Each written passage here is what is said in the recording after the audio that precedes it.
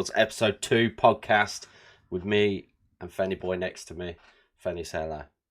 Hello, how are we doing? There he is. So we've got quite a lot to go over tonight, actually. Big week. It's been a very big week. A lot of the first things have launched, which is very good. We've got the darts fixtures out there now, so that's launching next week. Very excited for that. It's going to be interesting. Me and Callum, let's get it. I got Mick. Mick and Fenny. Big game. Fenny in the Rocking Horse. A big game. And Dan making his debut against Woody, so we're going to see how that goes. But we will come on to those fixtures soon. Chris, I've just had a message in the chat from Mr. Capitane, Chris, saying, "Where's my invite?" You work on Thursday nights, mate, unfortunately. Otherwise, you would have been asked. But yeah, let's start. Where do you want to start? Should we start in chronological order of what happened this week? So we could go Thursday, Friday, and then cover the weekend's football at the end. Yeah. What happened Thursday? I don't think anything happened Thursday. No, did it? nothing happened Thursday. Nothing happened Thursday, but we can't talk about the darts that will be happening. Come next week, that will be our first segment. Will be the darts that happened during the week. What happened? Any big standouts? Any big scores? Any big checkouts? That kind of shenaz. We'll go over all that. Let's roll on to F1 Friday, shall we? So, still waiting on a couple of FIA results before we can actually. There is. We can cover some bits and be transparent to all the people that want to know how we come to certain decisions, and they can see the process we go through. But yeah, I think we should start on overall how F1 Friday went. There was a few standout performances. I mean, full credit. If I'm just going to put it out there straight away, Munz, incredible to get him on here. Insane. Absolutely rocking it since he turned up. He did smash it. He led the line. Very, very good racing. Even some clean racing, some dubious moments where some people may have clipped him and stuff, and he was like, fine, not bothered. I'll crack on with it. Secured the points for his team. Does his thing, that's it. Knows what he's got to do. The Haas team has been reformed and changed. It's now doing bits. Has Munz got a teammate? No, so he's a lone wolf. Well, he may have done, but it's one that's not turned up yet. So I say no. Okay, same as me then. No, it's Leo. Sorry, he's got Leo. Okay, so he has got a team. Obviously turned up the first week, and then he has got a teammate, but I've seen him since. He's carrying. He's carrying right now. He's carrying, yeah. Race results. First race was Austria, and that was one where Munz won. And you was bigging it up, weren't you? I was bigging it up, and I still actually hold myself to high regard. I'm very happy. Obviously, it was raining on the race, and a few people decided to pit early. If we changed from intermediates to wets, a few people decided to pit, and I thought, no, I'm going to stick out intermediates. And at one lap, I was thinking, no, it's fine, I can carry on this. I think I could see it out because I was leading quite a way ahead, quite happy with it. And then in one lap, I dropped a second compared to Callum. Callum cut me, and I thought, oh, is this where it's going to go wrong? Shit, is this it? And so I pitted, changed over to a wets as well, hoping Munz might also pit. He was the only one that didn't pit, and he managed to win the race. Yeah, he made the right choice. Yeah. And in the end, he finished first, I finished second, and he won the race by about 5 seconds. Which, considering I pit during the race, to only lose by 5 seconds, I can live with that. Yeah, it's just annoying because I should have. For me, that's my race. I should have won that one. I made a decision to pit early, and it didn't work. I thought it might actually dry up, but it didn't. Actually got wetter. It was one of them. It was risk reward, really. I thought if you went in early and it dries up a little, you might benefit from it, but it was getting heavier, and then I got stuck in traffic, and you know how it goes. But it was some good racing. It was some good racing, and Munz thoroughly deserved the win on that. Made the right decision, well done. And I can imagine that. Yeah, Munz has just put the last 3 laps for scary. I can imagine, mate. I can imagine slipping and sliding everywhere. And I could see it, and I was closing in on him as well. There was a couple, I think, like I say, the last 3-4 laps, I was thinking, there's one lap, I think I caught him up by a second as well, and I thought, it's happening. One slip and I can have him here, but it just never happened. He kept his calm and saw it through to the end, and fair credit to him. Yeah, it was interesting. We haven't got any. You haven't put any stuff in, do you? Like the race stuff. I've not updated anything yet until the FIA results are done. Because I didn't want us to. Okay. I don't want. I've not looked at anything. Yeah. I want it to be open so that we can look at the FIA issues, make the decisions, and then I can work it out based on that. Not that we're going to. So otherwise, it's going. Oh yeah, okay. These people in this race, let's give them a penalty because I want to win the race instead. I think we give everyone a penalty until I win the race. I'm not down for that, man. So yeah, first race, Mun's won. Very good driving. Second race was China, was it? Second race was Singapore. Was it Singapore? Was it? Singapore. Yeah, second race was Singapore. Okay. Who won that? Who won at Singapore? Callum. Callum won. I'm sure Callum won, and I'm sure Mun's finished second. Because it's another very close race. Was that the one you got disqualified on? That's what I got disqualified on. Yeah. Which I still. No, not angry. Not angry. I was first. I finished pole in every race this week, and then got disqualified on the first lap because of a safety car. Went into the pit.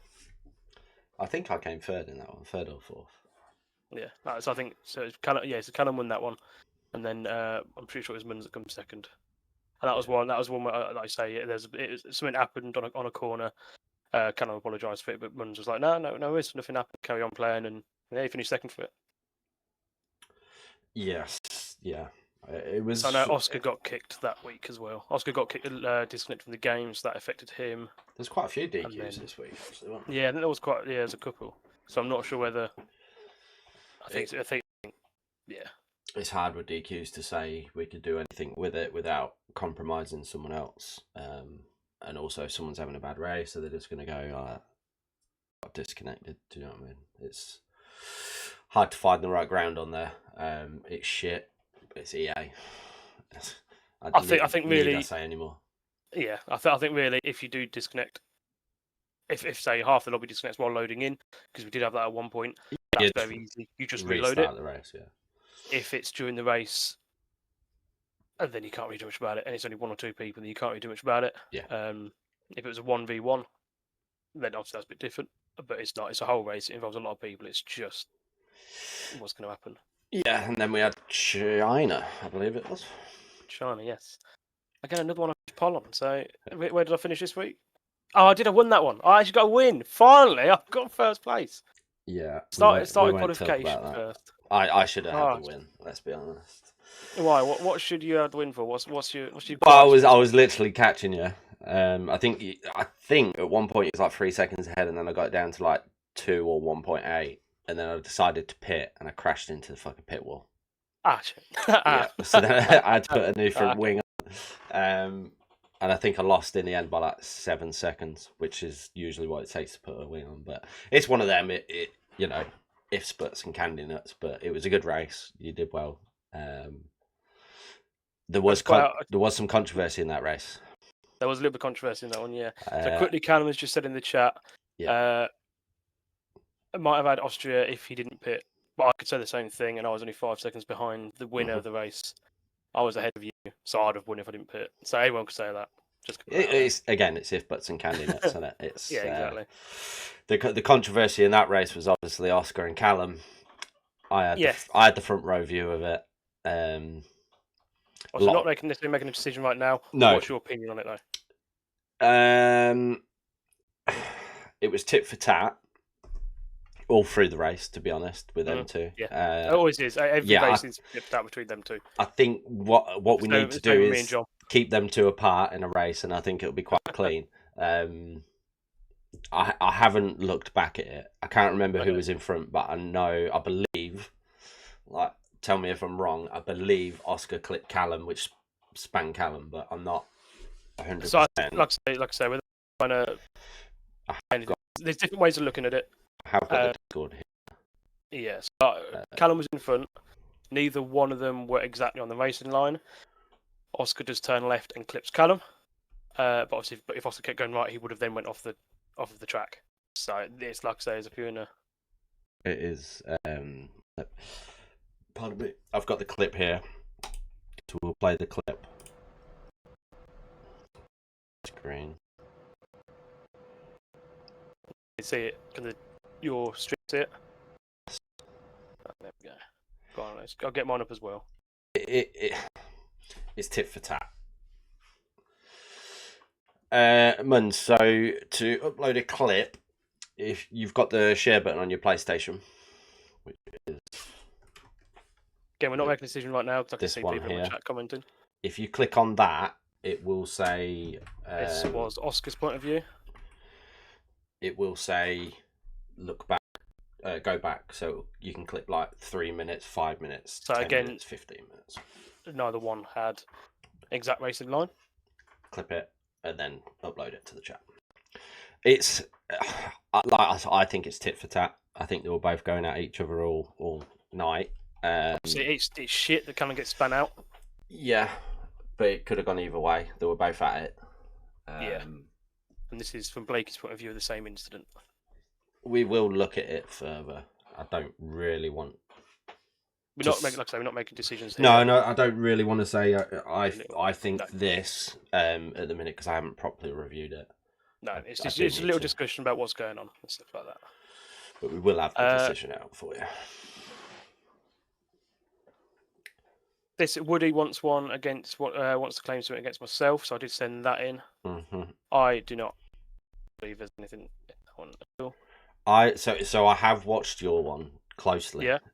From both POVs. There's a couple of things. So coming into that corner. Yeah. Coming into that corner, was it actually in an official race or not? I don't think it was. So it did actually affect. I DQ'd. That's the one I DQ'd. Was it? Okay. Show the China clip. Show the China clip. Is that the one you're on about? So the one between me and Woody is Singapore. Singapore. Literally, yeah. Race starts. Okay, yeah. I didn't know if that was.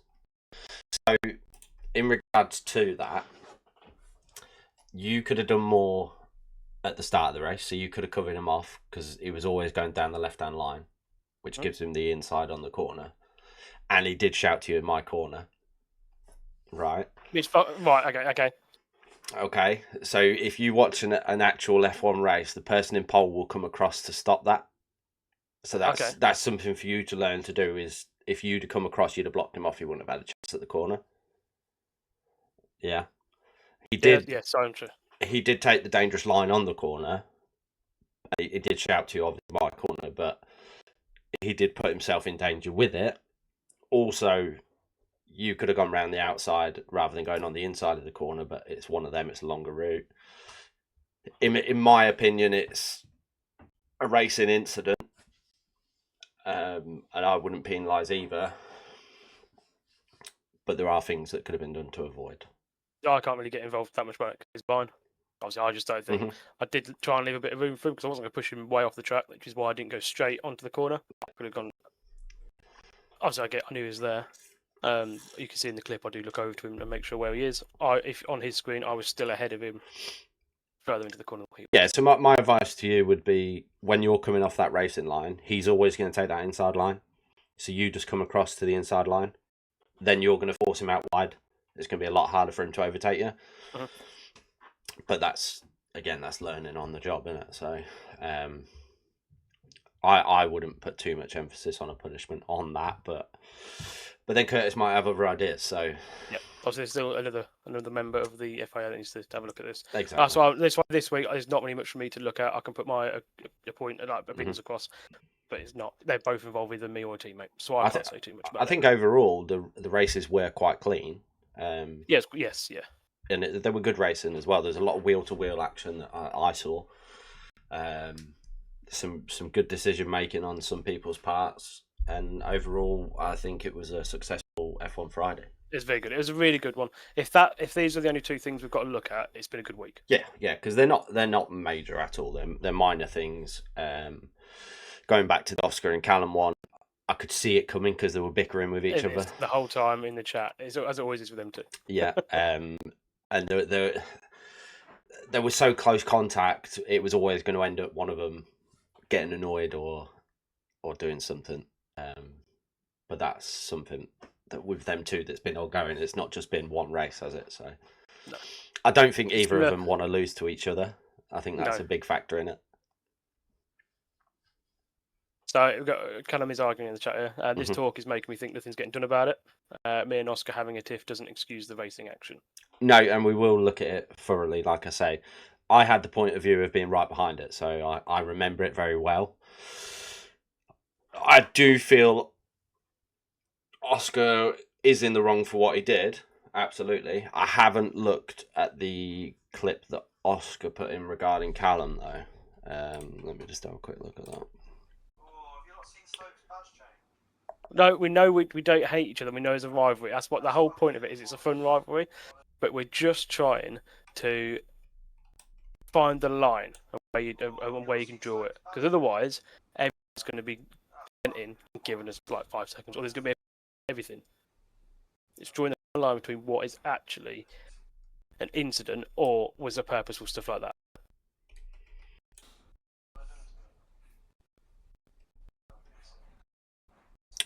I'll look at them off stream because for some reason it's not really loading up at all.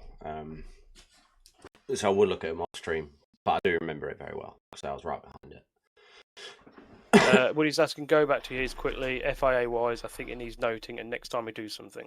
What point? I want to know this. If it's learning curve for me, what is it that you think was wrong then, Woody? Because obviously, if you're saying if I have done something wrong, then fair enough. It's all well and good. He could shout my corner. I could shout that on every fucking corner. Doesn't matter where I am. Yeah, I'm going to say, I said to you that because you've come across quite sharply on the corner, there's nowhere for him to go. Is the only defence I'd say in his respect.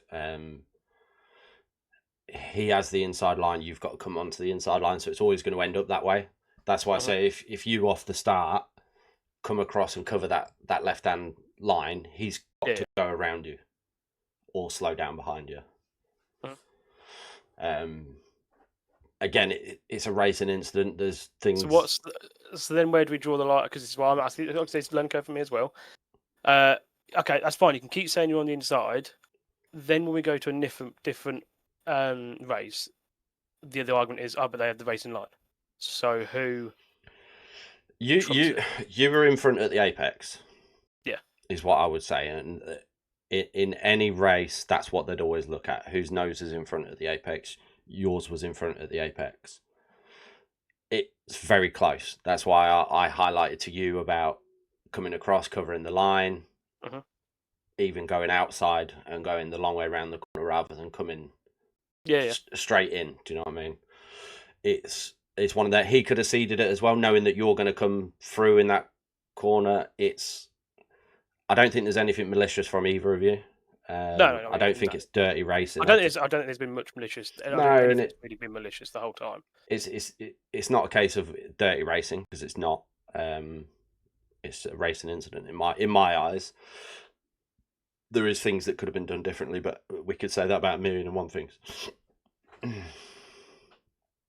But again, it'll be reviewed, and Fenny won't partake in that one. That'll be between me and Curtis. You won't look at the punishment that we handed Tom last time. Yeah, look, he says enough about it. That was clear. I can argue that one. Yeah, exactly, man. Exactly. Sometimes you got to look at the bigger picture of it.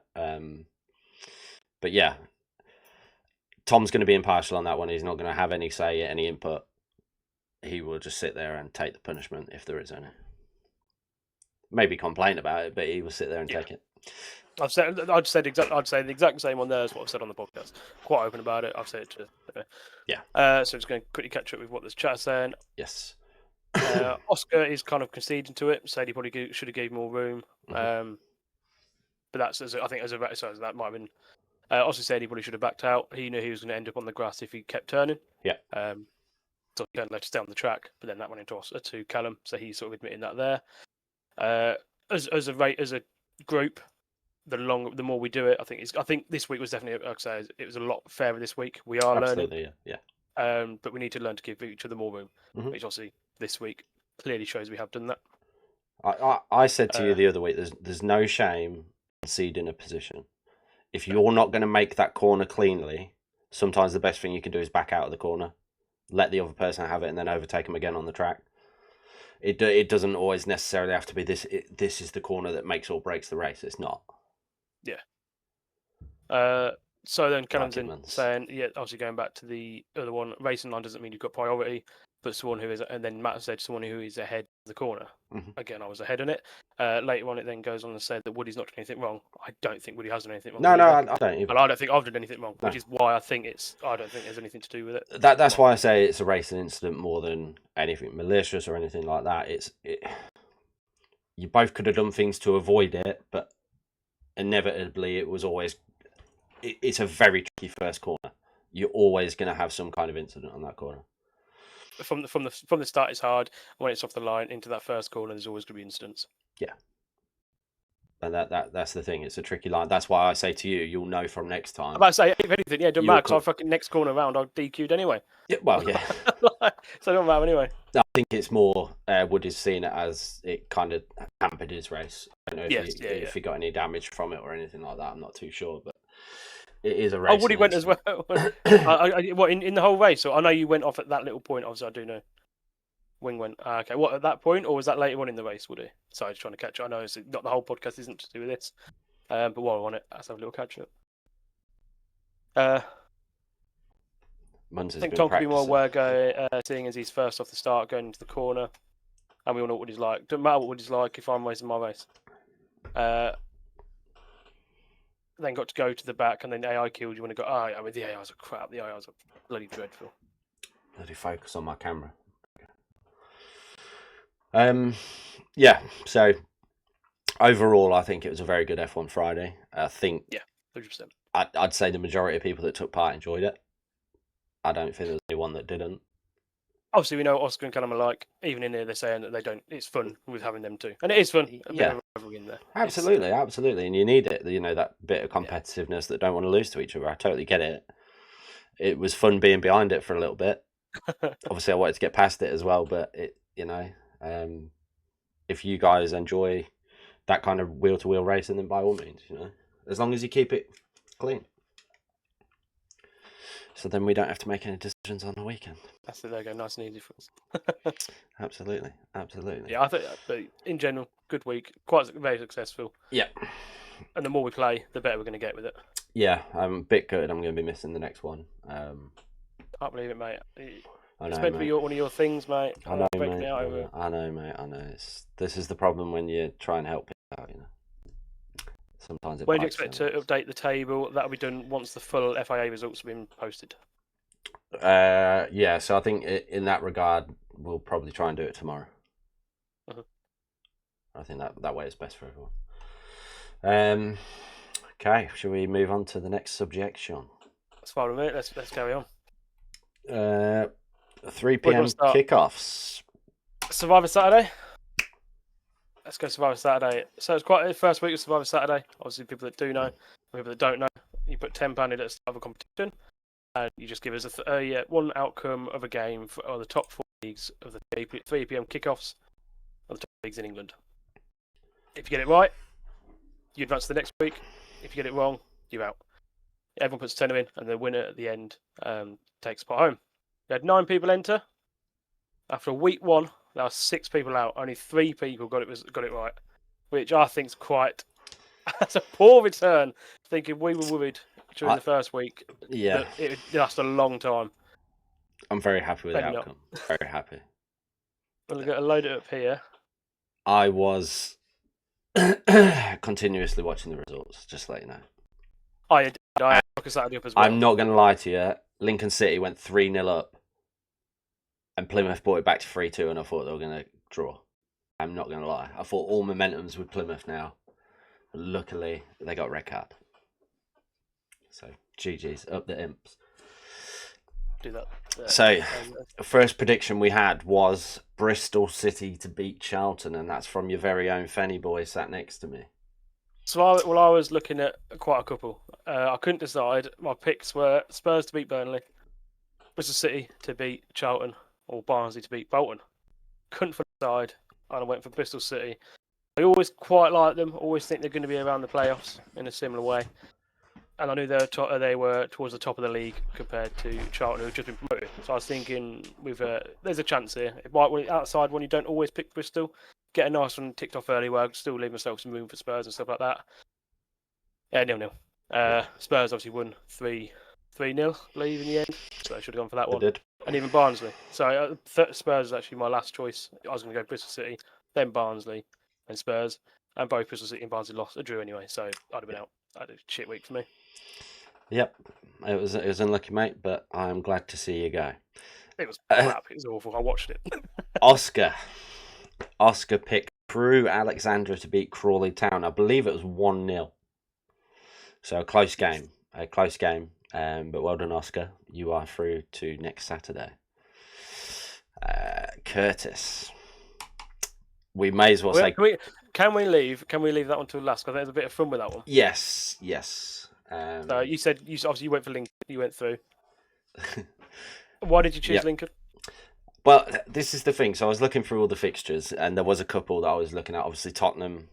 I thought would be, but to be fair, with Tottenham, I was unsure. I didn't know how they play. Obviously, losing Maddison, I was nervous. New manager, new system, all that kind of stuff. I watched the game, and Burnley were good value for it. To be fair, even at 1-0, Burnley could have equalised a couple of times, and Spurs just took advantage of it.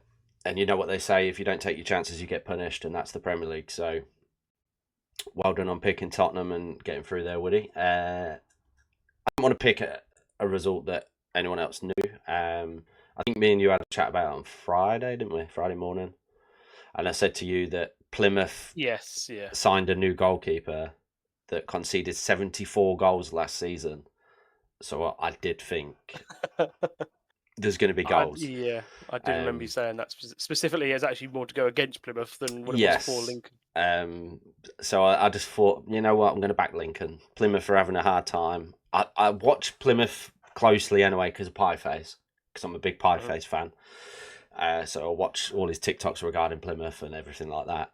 And I thought, you know what, I'm going to back the Imps. And they did the job. They did the job for me. Woody, again, he went through Tottenham beating Burnley. Well done. You're through to next round. You survived. He did it, yeah. He got the link that me and you couldn't do. Yes.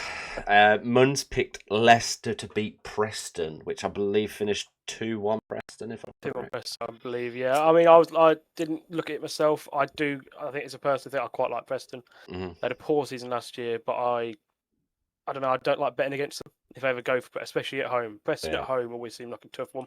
Well, I think again we had a conversation about it Friday morning, and I said they're always a well-organised team. Preston. Yeah. They're not the best. They're not world beaters. They don't play this fluid, nice football. They're just well-drilled team. Very hard to bet against. Yeah, good Edmunds. Unlucky, mate. Unlucky. You are not through to next round. You did not survive. Quite a shame that we've lost so many this first week, but it's exciting. I love it. I was watching them all come through going, oh my God, I can't. Then we'll skip Callum's. We'll go Matt Clem's Huddersfield to beat Blackpool, which I believe Blackpool I think Huddersfield. No, Huddersfield went 1-0 up. Oh, did they? Huddersfield went 1-0 up. So no. No. Here we go. Here we go. It's pretty exciting for you then. So Huddersfield went 1-0 up. That was actually one of the first ones to score. Okay. So I did put a message in there for yourself. So I'd actually Huddersfield. Oh yeah, that takes very early. Yeah. Went 1-0 up. Next time I look back at it, obviously it kept coming through on Sky Soccer Saturday, and they were 3-1 down. Yeah. They dropped to 3-1 down, and then in this, I think it was like early on in the second half, brought it back to 3-2. They just stuck at that for the rest of the game. I was thinking maybe there's a game of this. It could make it 3-3 quite easily. Got it back into it, but it wasn't 3-2. It stuck. Blackpool took the win. And I'm starting out so happily. I think one of the surprises of the weekend was West Ham losing to Sunderland 3-0. Here we go. I don't think anyone had that on the bingo card. Let's be honest. I thought it'd be tough. I was not going to touch that with a barge pole. I wouldn't bet on the game personally because you never know with West Ham who's going to turn up. But I didn't expect 3-0. I thought them would be good. I think I've either got them to just get relegated or survive this year in the Premier League. They're definitely on the 17th, 18th position. I think they're going to have a solid season. Yeah. Because they spent well. But I didn't think 3-0. Yeah. I mean, Xhaka holding it down in the midfield, new captain, bit of experience there for a newly promoted team's always an advantage to have. We've got a West Ham fan in the chat right now. I did. I knew it'd happen. West Ham are fodder. Get them gone. Shit club. Oh, shit. So, yeah. It's going well. And then the last game we're going to talk about is Doncaster-Wickham, which was an interesting one because Curtis went for Wickham to beat Doncaster. And I don't know if Callum did it as a bit of a friendly rivalry bet or just to try and put a banner in the works. He went for Doncaster to beat Wickham. I believe Fenny on Thursday night, you put in, I'd love it to be a draw. Yeah. Just because I want two people to go out thinking my Bristol City one's locked in. That'll be a win. Two people out, we advance through. And it finished 1-1. Oh, don't get wrong. It finished 1-1. So it was a draw. So I got my wish there. Yep. Doesn't affect anything else, but that means Warner Bros and Warner and Callum are both out. So they're both out this week. So if anything, there's 3 choices there. They took 2 out of the 3 choices and still fucked up. They were wrong. Yeah. That's it. So yeah. Like I say, don't know if it was a bit of friendly competition or because Callum just thinks there's something good about Doncaster this year, but it didn't quite pay off. So there we go. Yeah. So there's 3 left. 3 left. 3 people left. Oscar and Woody. All through. Yeah. It's going to be interesting Saturday. Nice little £90 prize pot there for one of them to win it. Yeah. There's now 3-1 odds, essentially. I'm hoping. It was not rigged, Curtis. Come on, mate. Nothing rigged about it. Don't know what he's on about. It was definitely not wait rigged. For you 3 to all lose next week. When it gets reinvested into next tournament, I'll come back in with 180. Oh, no, that is beautiful that would be. There was talk of an early cash out. I mean, I'm just throwing it out there. There was talk of it. There is still chat of an early cash out, yeah. Mm-hmm. Not too sure. Okay. So there's early cash out. There's 3 people left. Talk of an early cash out, 30 quid each. Go again. That's down to them if they want to go for it. I think we'll wait and see the selections first and then make a decision. But I don't think it should be allowed because the whole. No, I think it rolls over. That's the whole point. It's called Survivor Saturday for a reason. There's got one survivor. It's like Hunger Games, you know. You can't just go, oh no, give up. Yeah, I mean, don't get me wrong. I'd like to take 30 quid and say thank you very much. Stick the tenner back in, take 20 quid profit, but we'll go to Saturday. It's going to be interesting actually, because I did have a sneak peek at some of the games. They're not the best. Still not. Yeah, I feel like I was expecting to be part of it for a couple of weeks, and it's out now. It's out the window. I'm going to look at it with as I'm looking through the window, just seeing what could have been. A kid that's not allowed out, all your mates playing at the park. To be honest, I don't think anybody see this happening. No, I honestly don't. It was. I thought there'd be 5 or 6 at least left in. To be down to 3 in the second week is pretty crazy. So I think it's quite bold because apparently Woody has already made his pick. He has. He's got Birmingham. So Woody's going in early. He's got Birmingham to win. I don't even know who Birmingham's got. What they got? They scored a last minute win. Did they? Ooh. Let's have a look. Birmingham. Yeah, that's the thing, Curtis. It's going to get everyone back involved quicker. That's the way to look at it. Birmingham's got Oxford. Oh, at home. Yeah, at home. Yeah. Oxford normally score quite a few goals. They just concede a lot as well. Birmingham probably should win that. So it's not a bad pick to start off the week. It's bold going early. You're going really early with this one though. You're going to be sitting on that now. There's some tricky ass games there. I'm not going to lie. Oxford lost 3-2 to Hull last minute. Yeah, Ollie McBurn. That's tough because, like I said, they score goals and concede a lot. Hull ain't great. I'm going to say Hull ain't great. Based on last season, I don't really know too much about them this season. Hull are looking all right, mate. To be fair, are they? Yeah, they made some decent signings. So. They've done well. I know. Last season they really struggled. Last season, they got that owner in there. Is it the owner that's a little bit off, just does something weird every week or something like that. We'll have them, mate. We will have them. No. But that's it. So 3 left, and it's getting exciting. There's definitely a prize pot coming up there soon. Do we go to fantasy football? We will go to fantasy football. I don't know if you're aware who's top of the league. Just has it been updated as of yet? Yeah, buddy. I'm guessing your resident isn't Blakey's top of the league. Look, I'm on 68 points for the week. I'm on 1 second. Let's try and get this sorted quickly. If I can do this. Bullseyes and Bankrolls. So, for week 1, there is still one game to go, which is Leeds Everton, which could change things. But as it stands right now, as of today, I am top. Mum's in second. Ooh. Mick's in third. Fenny's in fourth. Victor Chada, which I'm guessing is Jabba. Yep, it is, yes. Jabba is in fifth. Oscar's in sixth. Joint sixth with Jack Cave. Some guy that I know. Clem is in eighth. Callum is in ninth. And at the bottom of the pile is Woody.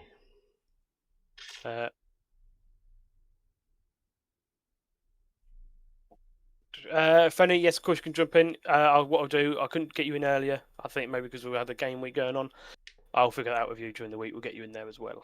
Woody, what's going on with your team, mate? 26 points. What's going on down there? And he used bench boost as well, by the way. And he used a bench boost as well. He's already used his bench boost. Let's just put that in bench boost as well. That's a tough one. What's going on? He does still have Pickford to play, so Pickford could save. Oh, that's it. There we go. He's got, and Beto. Pickford and Beto for his bench boost. There you go. So come tomorrow, he could be on 28 points. He retired Friday night. Let's have a quick look at the team at the top at the minute. So we got a magnificent 10 points from David Raya today, which was an inspired decision because I did have Allison in goal. I took him out. Oh, that's fair play. That's looking pretty good. I like that. Yeah, I took him out because I said to you Friday morning, Liverpool are going to concede goals. They're going to score a lot, but they concede goals. Yes, yeah. Defense went great. Diouf 1 point, obviously conceded 3 goals. Frimpong 1 point, got took off in like the 60th minute. Mamouche, I put him in as a last minute change. We were talking about that. I just put him in my team. I took him out before the start. Started on the bench.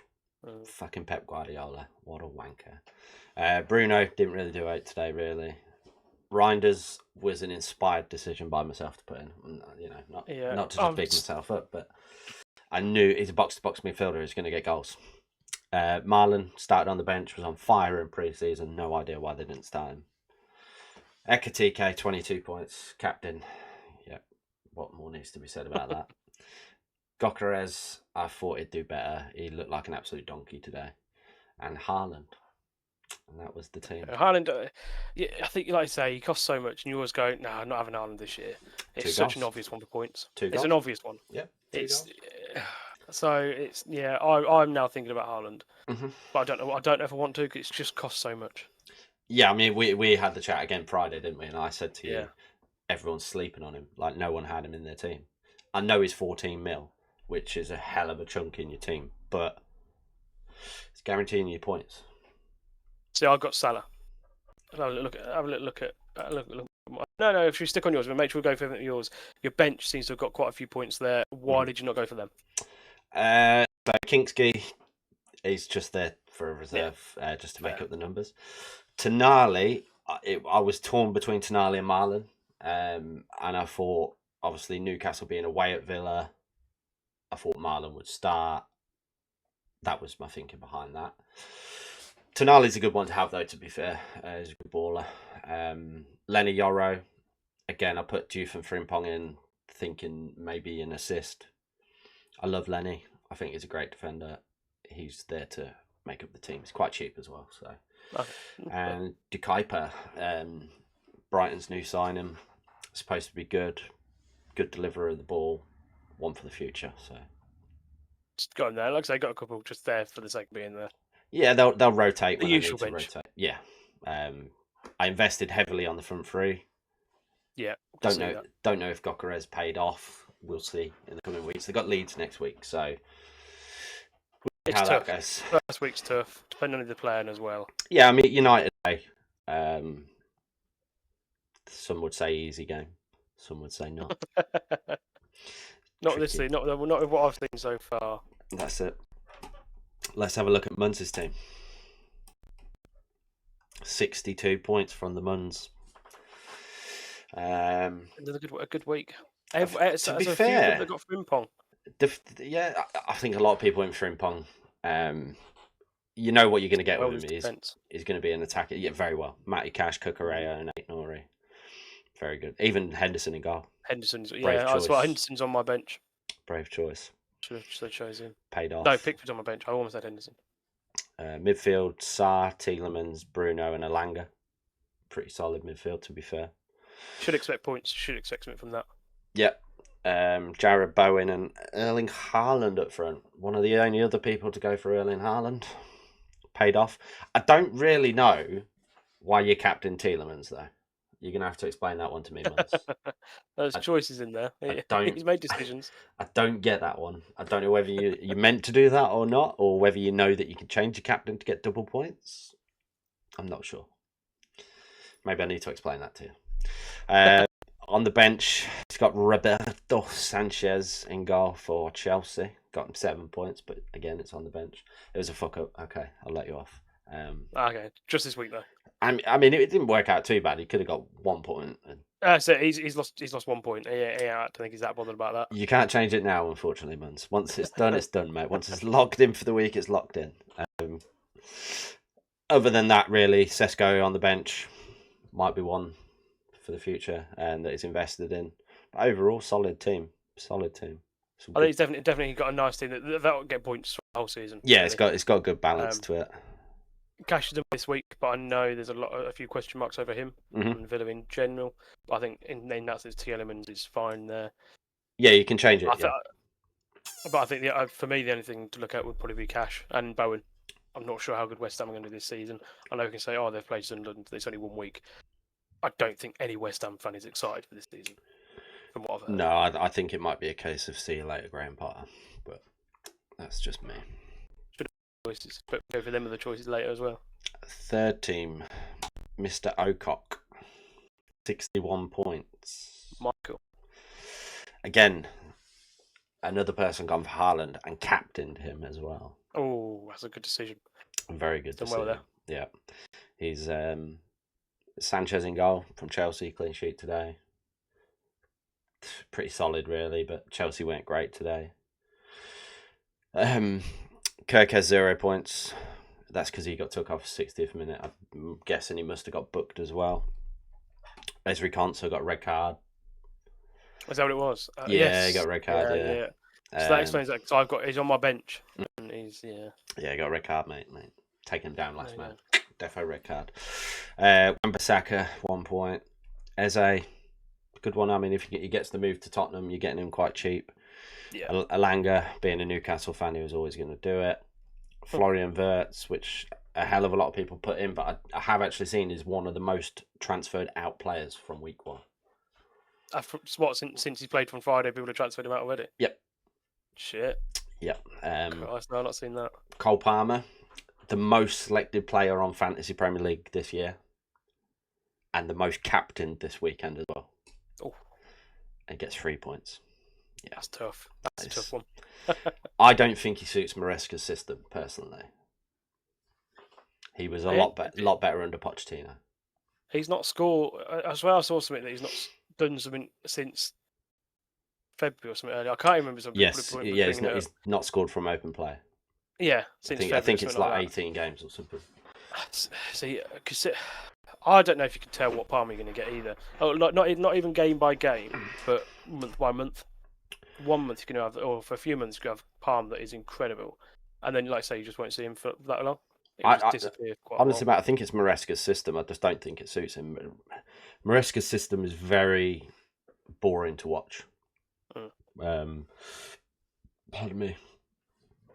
watching the game today, Crystal Palace knew how to stop them playing. They just didn't let them come through the middle of the pitch. And that's how Chelsea want to build up, is always through the middle rather than going out wide. But it's one of them. Palmer, he has the ability to turn it on, doesn't he? So he's pretty good. Mick, I believe, was the only one to captain Haaland this weekend. I believe. When you look back, it's so obvious. You pick all your team out. The first week, you go, I'm going to do this. I'm going to be quite clever with it. Mm-hmm. And then the first week happens, and you think, well, obviously, why did I do that? Yeah. It's such an obvious thing after it's happened. Yep.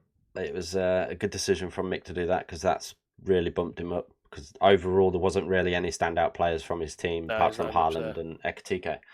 João Pedro, another one that I don't know how many people have selected him. It's one of them. It's good value for money, to be fair, and that's why people have selected him. But from what I see today, Delap did more in the 20 minutes he was on than Pedro did. So I think it's going to be tight between who starts between them going forward. I think it's going to be whoever does well is going to get the starts, and then Ekitike. I did look at Delap as well. So just in general, because I say it's if João Pedro or Delap. And Delap's slightly cheaper, and I was thinking about it, but I do think they will be playing Pedro more than him. Yeah, it's game time, isn't it? Delap's definitely going to be on the come off the bench. That's the thing. It's game time for them. On the bench, you had Dubravka, old Newcastle player. I wonder why he had him. That Reinildo signed from Atletico. Good signing for Sunderland. Yeah, he's a very good signing for Sunderland. Probably didn't expect to get 6 points. Yeah. How often is that going to actually happen? It's not very often. I mean, he had him on the bench, didn't he? So it would have been. You don't expect that. It's just happened. Esteve and Lewis Miley, both getting 1 point. Chelsea are going to kill us. So there's a few people that are worried about. Well, that's West Ham. It's a West Ham fan worried there. Mm-hmm. Let's check out Fenny's team. Give it a go. So. And I changed it so many times, but I know I've gone for. The thing is, so. Obviously, I was watching bits and bobs of both games today, the 2 o'clock kickoffs, and I actually thought Matt Sells was going to get a clean sheet, and then he scored a penalty. So annoyed. I was laughing, thinking that's more points there. Great game, and just a stupid penalty. Yep. It's what it is. I mean, obviously, grand scheme of things, I'm glad we won. So I don't really care about it. Absolutely. It's annoying for the fantasy football. And it's quite very fun now. I do see why people do it. Mm-hmm. I'm sat there watching the game thinking, come on, it's almost 60th minutes, please just get past the 60th minute. And there's just something extra to play for. I do enjoy it. Absolutely. So 2 points from Sales. That's good enough. He obviously didn't have much work to do because he never got save bonus, which is good for you being a Forest fan. So. Oh yeah, live with that. Yeah. Wan-Bissaka, a lot of people put him in. So he's cheap and should be getting points. I think he will be coming out my team because of West Ham, not because of him. Because of West Ham, I do worry about how they're going to defend going forward. Yeah. Aït-Nouri and Frimpong, going to leave him in there. Yeah. I think I'm still happy with most of my team. It's not really anything I'm worried about changing it straight away. I think overall you've got a fairly solid team there. Yeah. I mean, Brave, Mbuemo and Cunha. What's the thoughts behind that? I knew Seska would be playing today. Yeah. Or at least starting.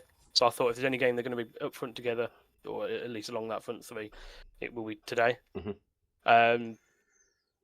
I thought the game might have had more goals. I was thinking it was either going to be a 0-0, like 1-0, like a very close game like it was, or it will go all out 3-3. Yeah. I couldn't decide which way it was going to go. And I do think they're good. They're such good players. They're going to fit into Ambrin's system really well. And I think if you look going forward at the fixtures United have got, pretty favourable. I mean, Arsenal was a tough one. Arsenal are out the way now. We've got Fulham and Brentford next. So, and based on what I saw today, if you play like that against Brentford, especially after watching them today, watching Forest play them, they're going to clean up. Not worried about that at all. So I think there's points there. Caicedo and Anderson got in the points for the defensive work. Obviously, Anderson maybe for the assist. Great assist it was as well. Oh, yeah, I'll tell you, I'm so happy after today's games. I don't know if he's going to carry it on every game. So the only players I would be looking to take out probably on my team currently, Wan-Bissaka, João Pedro, maybe Anderson, but I'm not in a rush. Wan-Bissaka's the one I need to get rid of. What were your thoughts on Endoy today? I had him in my team at one point. Mm-hmm. Had him in my team. And you've taken him out. I took him out because at one point I even put Grealish in my team. Took him out as well because there was just part of me that I started with Mbeumo and Cunha when I first did my team. Yeah. And there's part of me that couldn't live with not having them in there if they did well. I'd rather have the ones I started with than. A question for you: at any point did you have Chris Wood in your team? No. I thought you might. I was unsure if he was going. I don't know if he's going to end it now or if he's going to carry on. I know my brother. He has Chris Wood in his team. Okay. And he literally, so he came over and said, "Oh, I got Chris Wood in my team." We were talking about it. And he literally went, "Yeah, I need Chris Wood." He got the corner. He was like, "Oh, I just need Chris Wood to score. If Chris Wood can get a goal from a corner or something like that, I'll be really happy." Ball comes in, chest it just obviously balls to him, hits it in. Both up there cheering, so like that. He's like, "I think I captained him." I was like, "Oh my god, don't do this to me." Scored. He didn't captain him in the end, but scored 2 goals, and then so he's very happy with that. And it's quite annoying to go for João Pedro after all the hype they've had all pre-season, and then Wood goes and does it anyway. So. I think the only thing behind Chelsea, they haven't really had a pre-season, have they? Because they played in the Club World Cup. Yeah. And that finished so late. They then had the holiday. I think they probably had 2 games. I think Palace are harder than what people realise. Oh, Palace look very, very well organised, mate. And to be fair, they could have scored a couple. Yeah. I'll be very surprised if Eze stays and Gahey. Mateta as well. I think obviously Newcastle at the minute need a striker. If I'm them, I'm going to get Mateta, mate. He's a very underrated player. Oh yeah, 100%. I think obviously now Forest have signed. We've signed, getting some great signings in. I'm going to be looking at getting some more Forest players in my team after watching that today especially. But before we signed anybody else, I was thinking, why do you not go for someone like Mateta? Yeah. Or Liverpool going for someone like Mateta before they'd signed Ekitike and stuff like that. But I think they could get rid of Chris Wood. Newcastle get rid of Isak. Go for Mateta. I don't know why. There's not more people sort of looking at him, unless Palace are putting too much of a price on him. We don't know what's maybe. Could be. But overall, 57 points. You happy with that for week 1? Yeah, because I think the people that didn't get points this week are going to get points anyway. Frimpong, like maybe not, because it depends on the defence. But going forward, he's laughing. And the rest, I'm happy with that. I can't. It's annoying. It's only 57 points. Should have captained Captain Salah, so I can't really complain. What do you get from a vice captain? Nothing. What's the point in doing it then? So your vice captain is for, say, Mo Salah got injured in the warm up.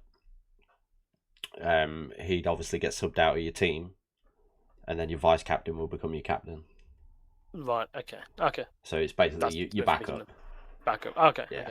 Okay. So yeah, I always pick 2 strong selections every week for that. Yeah. On to Jabba. 52 points, so not bad at all. He only has Beto left to play, but he's on the bench and everyone else played, so he won't come on. I think it's a solid team. Yeah. Certainly can't argue with a lot of that. The issue is the 3 West Ham players in the middle. Yeah. I can see why he's gone Jif and Wan-Bissaka. I can see the logic behind it. Souček, he does come up with goals. I think so. I think they're all good players, and like I said, I think they're all very good picks. It just might be a shame for how bad West Ham are going to do this season. Yeah. Again, Palmer, João Pedro. Yeah. Fernandes, Haaland, Frimpong, Gabriel. I think they choose themselves. It's a very good team. Yeah, it's he's done well. He's in 5th position. What more can you ask for? That's it. It ain't going to take long. It ain't going to take long for him to jump up over myself. All it takes is Oscar with his 44 points. So he's got Leeds left to play. Grealish could go on a mad one, score a hat trick, and put him in 1st position. That I was looking, like I said, I had Grealish in my team at one point, and I think they are going to do well this season. I think sure. It's all dependent. Is Grealish fit enough to start? I don't know what condition he's in. Does he suit a David Moyes system? Well, didn't David Moyes, when he was, I'm trying to think, because I was listening to another podcast, and they were talking about Grealish going there, and how David Moyes does play quite a structured style of play, but he occasionally has that one player that he'll have just a flair does player. What he wants. Yeah, and he will be that flair player. I believe so. It's just whether he can do the tracking back that Moyes expects as well. But we'll see. I mean, I think it's a good move for him. He needed to get out of City, didn't he? So yeah, 100%. You know, and interestingly, Van der Ven, different. That's the first Van der Ven we've seen. Another Bueno. Love that. I did look at Van der Ven as well. At one point, I was looking, but I was thinking, I don't know what Spurs are going to turn up, so I didn't do it. Yeah, it is tricky. I don't think anyone had Richarlison. No. Again, so obvious. Do you think about it? He's going to be their really only striker. I got the Solanke, but I think he's crap. I don't rate him at all. So it's one of them. 4.5 mil for Van der Ven. That's why I was looking at it. I thought he's so cheap. It's good value. It's a very good shout. But Oski's saying big changes have already been made for next week. What are you changing? Personally, I'm going to say Wan-Bissaka is one of them. By the way, Slot lost people. Slot lost people 5 points on 2 players. Bought 2 players off and 5. Oh, okay. Yeah, Frimpong and Kirkers. Yes. Yeah, I hate him. Oh, so if a player goes off, yeah, and you're winning, yeah. Say they're winning 2-0, and they get taken off in the 70th minute. It stays. Oh, I didn't know that. Mm-hmm. Oh, yes. Okay, so yes, yeah. I'll be fuming. I am fuming. Like, I had Frimpong. It's lots of wanker. It's frustrating. And it happens quite a lot. You'll be surprised how many times it fucking happens. It's like these managers know that people have fantasy teams, and they do it on purpose. Well, because I did notice it today in the United game. Yeah. Someone got taken off in the 59th minute, 23 seconds. Yes. Does that still get classed as 60? No, I believe it's classed as the 59th. It's the same as Frimpong, wasn't it? Haaland is in, Reinders is in, Palmer and Mo Salah are staying in as well. So you must have don't be copying my team. Players. Do you know? I think I'm looking at Reinders. Not having is too much. So I can tell you. Yeah. The most transferred in player is Reinders. Is it? From week 1. It goes Reinders, Ekitike, Semenyo, Ballard, and Wood. I'm still annoyed at Chris Wood. The most transferred out trusted him. Is Isak, Gvardiol, Wirtz, Concert, and Bowen. Bowen I can see. Isak I can see because no one knows what he's doing yet. Ballard got Player of the Week. Obviously a clean sheet and a goal. Is that the centre back for Sunderland or defender for Sunderland? Yeah. Yes. Yeah. Yeah. Oscar's making big changes for this one. I just said about Reinders. I'd like to have Reinders. I ain't good. I'd want to take out unless I take out Anderson. It's hard. It is hard. Take the big hit of 8 points. I know you made that back. All well and good 1 week doing it, but are these players going to be consistent? That's true. I think people forgot about Man City. Stupidly enough to say it. I think we spoke about it when we had the phone call. Mm-hmm. No one's mentioned City to win the league. They're going under the radar. Players. And how does Man City go under the radar? It's Man City. I think because of how bad they were last season. For their standard anyway. I mean, they weren't shit. They did well at the end of the season to get back in. That spell they had in the middle made people question. Yeah. And then they've just gone under the radar. Obvious. Nobody has said Man City to win the league really. It's all been Liverpool. I said City to win the league. They're going under the radar. To be fair, Wolves could have took the lead and should have took the lead yesterday. Okay. Wolves didn't look too bad. They had one of their strike. Well, he was playing like striker, left wing. Mm. He had like 3 chances, but it was offside every time. I had it in the background. I wasn't fully watching it. Minder or something like that. It's called. Yeah. But before that, Wolves looked good, mate. Okay. They were good I value. had them going down this season. Or Yeah, just surviving. They're definitely around that area. They look well drilled. I mean, I know it finished 4-0, but it's still City. I think yeah.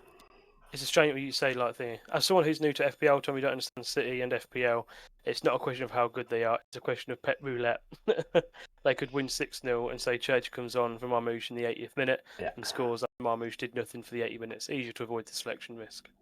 And that's what I said to you on Friday about Marmoush. As good of a player he is, Marmoush is not going to start. Yeah. And he'd probably start in every other Premier League team, but you don't know what system Pep's going to use. I put Marmoush in mine. Did take him back out because you're right. I can't see him starting. He only started so much last season because Haaland was injured. Yeah, and I put him in as a last-minute sub on Friday, which now I regret. But then, to be fair, I took Wirtz out for him, so it's a lot of people are doing some big swaps over here, already losing points for it. What's the rules? Is it 1 point? What, 8 points for every transfer you do that you're not allowed? 4 points for every transfer. 4 points for every transfer. So, like this week, you'll have one transfer. If you use 2, you'll take a 4-point hit. 4-point hit, yes. Yeah. Which if I don't use it this week, I get 2 next week. Yeah. Okay. So it's one of them. Is the points hit worth? You've got to hope that the player you bring in makes up those points that you've lost. Yeah. Whereas for me, what we got? In Tottenham, we've got City, and I've got 3 City players. I already know what I'm doing with wildcard. I know I don't play this often, but I do know a little bit about it. I'm saving my wildcard. I'm not going to tell you guys why. Okay. Good information there, Tommy. I appreciate Insider knowledge. I appreciate it. But yeah, that is Fantasy Week 1. I think it went well for everyone, to be honest. Apart from Woody. Other than Woody. Yeah. We didn't look at everyone's, did we? We briefly went over a few. Once you get down to these, from Jack, was on Jack. Yeah, we didn't look at Jack. We didn't look at. It was very similar teams. The difference, the difference between the boys at the top and the boys near the bottom is Haaland, for one, and Ekitike. Fair. Like, Jack's not got Haaland or Ekitike. That's a massive, massive amount of points. Matt That's not Salah and Saka though. He's gone for them ones. Yeah, I mean, Salah's obviously he's done well. He's got 8 points, 16 if you captained him, but yeah, Haaland's got over 20 points. Yeah, so is Ekitike. So, and I'm looking at their teams, and everyone down the bottom doesn't have a Haaland or Ekitike. So that would tell me that's the difference this week. Those 2 players, really. Oh, Callum did have eyes as well. You did, yeah. Yeah, I'm just saying that. Yeah. Right, force them down 6 points. Yeah. Bowen being a captain. I think Bowen is going to be getting a lot of people are going to get rid of Bowen. I think it's a shame because he's a very good player. It's just West Ham maybe this season. That's as soon as we transfer him out, they'll be good again. That's what you got to think about, mate. Who's West Ham got this week? Let's have a look. West Ham's next fixtures are Chelsea and Forest and Tottenham. Yeah, get Bowen out, mate. Oh God, yeah. And to be fair, even then it's Palace and Everton after that. Depending on how they start, they're not easy. It's not easy at all. Oh my God, West Ham are gonna lose all your West Ham players quick. Yeah, I didn't realise that, and I put that juice in. But I have got decent-ish subs that could do the job. So yeah, we'll have a look at it. We'll have a look at it. But yeah, that's fantasy. I think again we've got a strong league. Like 10 players in it. Yeah. 1, 2, 3, 4, 5. 10 players. Yeah, 10 players. So it's going to keep. There's already a gap between Woody and first, which is a bit of. The interesting thing is with fantasy is don't get too carried away at the start anyway. The amount of people that give up halfway through is incredible. So it'll be interesting to see when we're reviewing this every week who's been changing stuff and who hasn't. You'll soon notice who's lost interest. I've now got a reason to do it. I normally after 3 weeks I'm done with it. Yeah, and that's the thing. If you have a competitive league, we did talk about a forfeit for whoever comes last. So watch this space. What else have we got, Fenny? What else have we got? I think that might be. There is Super Six, but I don't think I've had many people join in with that. So I might just leave that one out for a little bit. So we did predictions for this year. What we think is going to happen. Yeah, I missed the boat, so I didn't manage to do it. Okay, I've got a few of them we can go through, or you can even just as we're doing it, I can read out other people's, or you have a quick think of yours. Let's have a look. You're a week behind. No. Big. I don't think we'll go through the table of 1 to 20. I think. No, we'll do the winner dark horse. Yeah. So if we're looking at Oscars, title winner has gone for Liverpool. I can see it. I can see why people have done it. I don't think you got him out of it.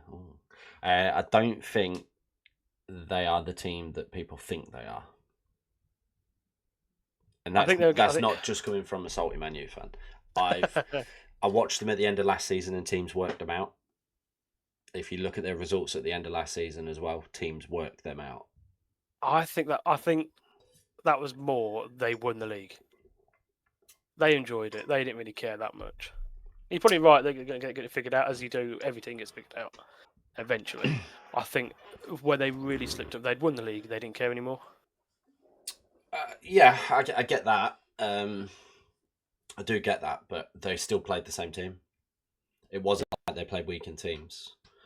It was the same team playing the same style, and you can see it. Palace in the Charity Shield. You know, maybe they're just better than what we realised. Maybe they're better than what we realised. Bournemouth were 2 up, two down. Sorry, brought back to 2-2. 2 late goals won it for Liverpool. Good goals, you can't deny it. Liverpool had the stronger bench, but did anyone see them bringing it back to 2-2? Like I say, I do feel Liverpool are going to score goals. I've said this to you a few times. Yes, yeah. They're going to score goals, but they're also going to leak them because they've really gone attacking. Goals isn't the issue for them. No, it isn't. And I think you said the other day, you said that they're just going to go out there to score more, which is the way United used to play. Was we were always going to score more goals than you. Love that, Muns. The only thing. Sorry, Muns has put something in. Yeah, of course, yeah. So Muns has brought Richarlison into his team, but Solanke came back yesterday. So I don't rate Solanke. No, but is he going to play Solanke or Richarlison? I think after that, I don't like Richarlison either, but I think Richarlison's the better structured player. It'll be interesting. And I think it's a gamble. Trying to keep it because it's Thomas Frank, so he's going to be quite similar to what he did with Brentford. Mm-hmm. Do you feel like Richarlison or Solanke's closer to Wissa? I think they've both got their own qualities, haven't they? I think he'll rotate them both. I mean, Solanke will play, but I do think that Richarlison's better. Yeah, you're probably right there, man. He will score more than Bowen. Going back to the predictions, Oscar Spurs fan underwhelming sign last year. Who? Not sure. So yeah, who are we on about? Who are we on about there, Matt? So I do apologise. I think Spurs are rotation risk like City. They bring in Eze and Savinho. You want to bring Kudus into the team, but you don't know about with obviously Kulusevski and stuff like that. They've got so many players that they'll replace with. I think Kudus is nailed on after yesterday. I think so. I mean, even they look. Good and I'm surprised because I don't think anybody had him in the fantasy team. No, I think I might say maybe one person did, but I'm not sure if they did, unless I've just seen that elsewhere. He was brilliant. I like Kudus. Been following him since his North Island days. Big up my guy, but you know. So predictions-wise, Oscar. Solanke. Yeah, I think Solanke's crap. Oscar said his dark horse is Sunderland. I think he's right. I think he's nailed it on. And he made this prediction before they beat West Ham. So yeah, I mean, I think he's nailed on. I can't remember what I picked, but he's 100%. Good shout, Oscar. They've had fantastic transfer window. We will keep an eye on that. He said Leeds to be relegated. Leeds to be relegated. Yeah. I think it depends. I think I can see him staying up. I can also see him going down. Depends what Leeds turns up. They need a striker. They haven't got a striker. Yeah. They gave Calvert-Lewin, didn't they? Yeah, I think they've just signed him, but what's Calvert-Lewin really done? Well, they've got rid of Bamford, who was obviously a injury-prone striker that doesn't score goals. So they brought in Calvert-Lewin, who is an injury-prone striker that can't score goals. I think they're a good team. Obviously, they won the league last year, didn't? No, they finished second. Finished second in the Championship last year because of a late goal by Burnley. Did they win it? They won it. Yeah. I thought Burnley won the league. Leeds won the league. Did Leeds score last minute then? Not too. Someone scored last minute. I thought it was Burnley scored last minute to win. Sure of it. Oh, God.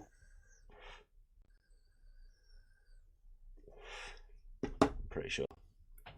I'm sure Leeds were winning it, but Burnley won it. Literally last goal of the season. No, you're right. Yeah, no, so Burnley won it. Leeds won it. How many times do I have to tell you this?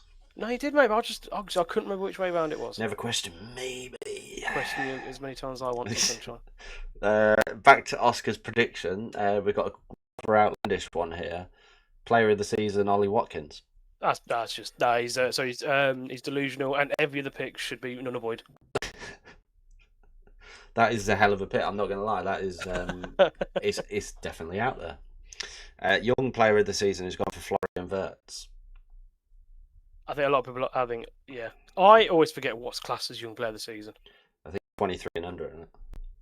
Christ, that's a big age considering everyone plays at 16 now. Yeah. But yeah, I think Florian Wirtz is always a good shout. It's a solid shout. You don't think it'll actually happen, but you just wanted to put a Villa player in there somewhere. I like it. I respect it. You could have put I don't know, Morgan Rogers. A bit more of a shout. But, player to watch. He's gone for Jack Grealish. Strange. I don't think he's wrong. But I don't think it's one of those. I think normally when you say a player to watch, he's a guy that's going to go under the radar. Mm-hmm. That you try and point out a player that you don't think anyone's going to think about. Where because he's now moved to Everton, I think everyone's going to be watching him anyway. Yeah, I think you've hit the nail on the head. Now that he's moved, not a player to watch as in a case of what he can do, but what is he able to do now in an Everton team after being at City? Has he lost his passion? Has he still got it? Is he going to be the Jack Grealish from Aston Villa that just tore defences apart? We'll have to see. It'll be fun. I never really liked him anyway. But then I was because he was playing in the Championship for Villa alongside Forest back when. Mm-hmm. So I never really liked him, but I do know he's a good player and what he can do. I think Everton is we could see Everton back up there, actually doing something well. He's been quite poor over the last few seasons. What they've been going through. Signing of the summer, he's gone for Florian Wirtz. I think it might be one of those ones that we all thought yes, makes sense. But you could probably look at someone like Ekitike now. Yeah. He would just stay inside the Liverpool team. I think with Wirtz, he's got to learn the Premier League. The physicality of it is... Yeah. We'll see. Give him a couple of months to bed in and then see. I'm saying done and doy now after that header. It was a great header, I'm not going to lie. Oh, beautiful. What a ball in, by the way. Premier League Golden Boot winner, Erling Haaland. Pretty standard. Yeah, it makes sense. You always got a shout there. There's 2 or 3 players you go for, and you're always going to be in and around the area. Yeah. And first manager to be sacked, Scott Parker. I don't think it will be. I think Keith Andrews. Yeah, I think I got mine wrong. I think after now I've seen that, I know what I've chosen, and after that. But then I don't know if Brentford are going to know they're going to struggle this season, and are just going to accept relegation and try and build up again with him. Or obviously stick with one manager. I think if you're Brentford and you've been quite a stable Premier League team to then fall off a cliff. Don't get me wrong; they've lost a lot of players and their manager, but I have no idea what the logic behind hiring him is. I don't get it. I don't get it. Sure. There's a million and one managers you could have gone for, and you picked Keith Andrews. You know. But yeah, anyway, he's like Scott Parker. Yeah, that's I like we moved out to Keith Andrews. Yeah, but yeah. I think it's Burnley. Burnley, I do think they're going to go finish bottom. I don't think they're going to. Yeah. Yeah.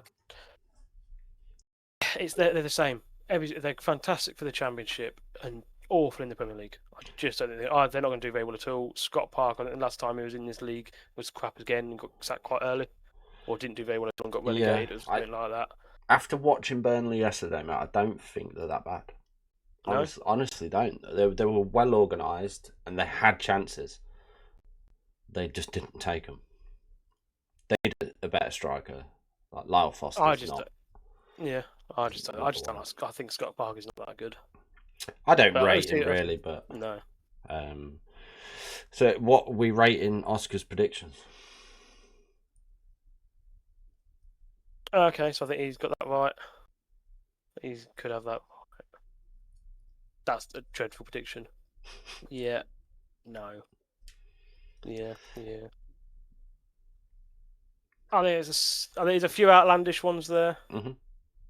Right, you got to look. I'm gonna say it's a solid 6 out of 10. I think he's gonna get a few of them at least near enough right.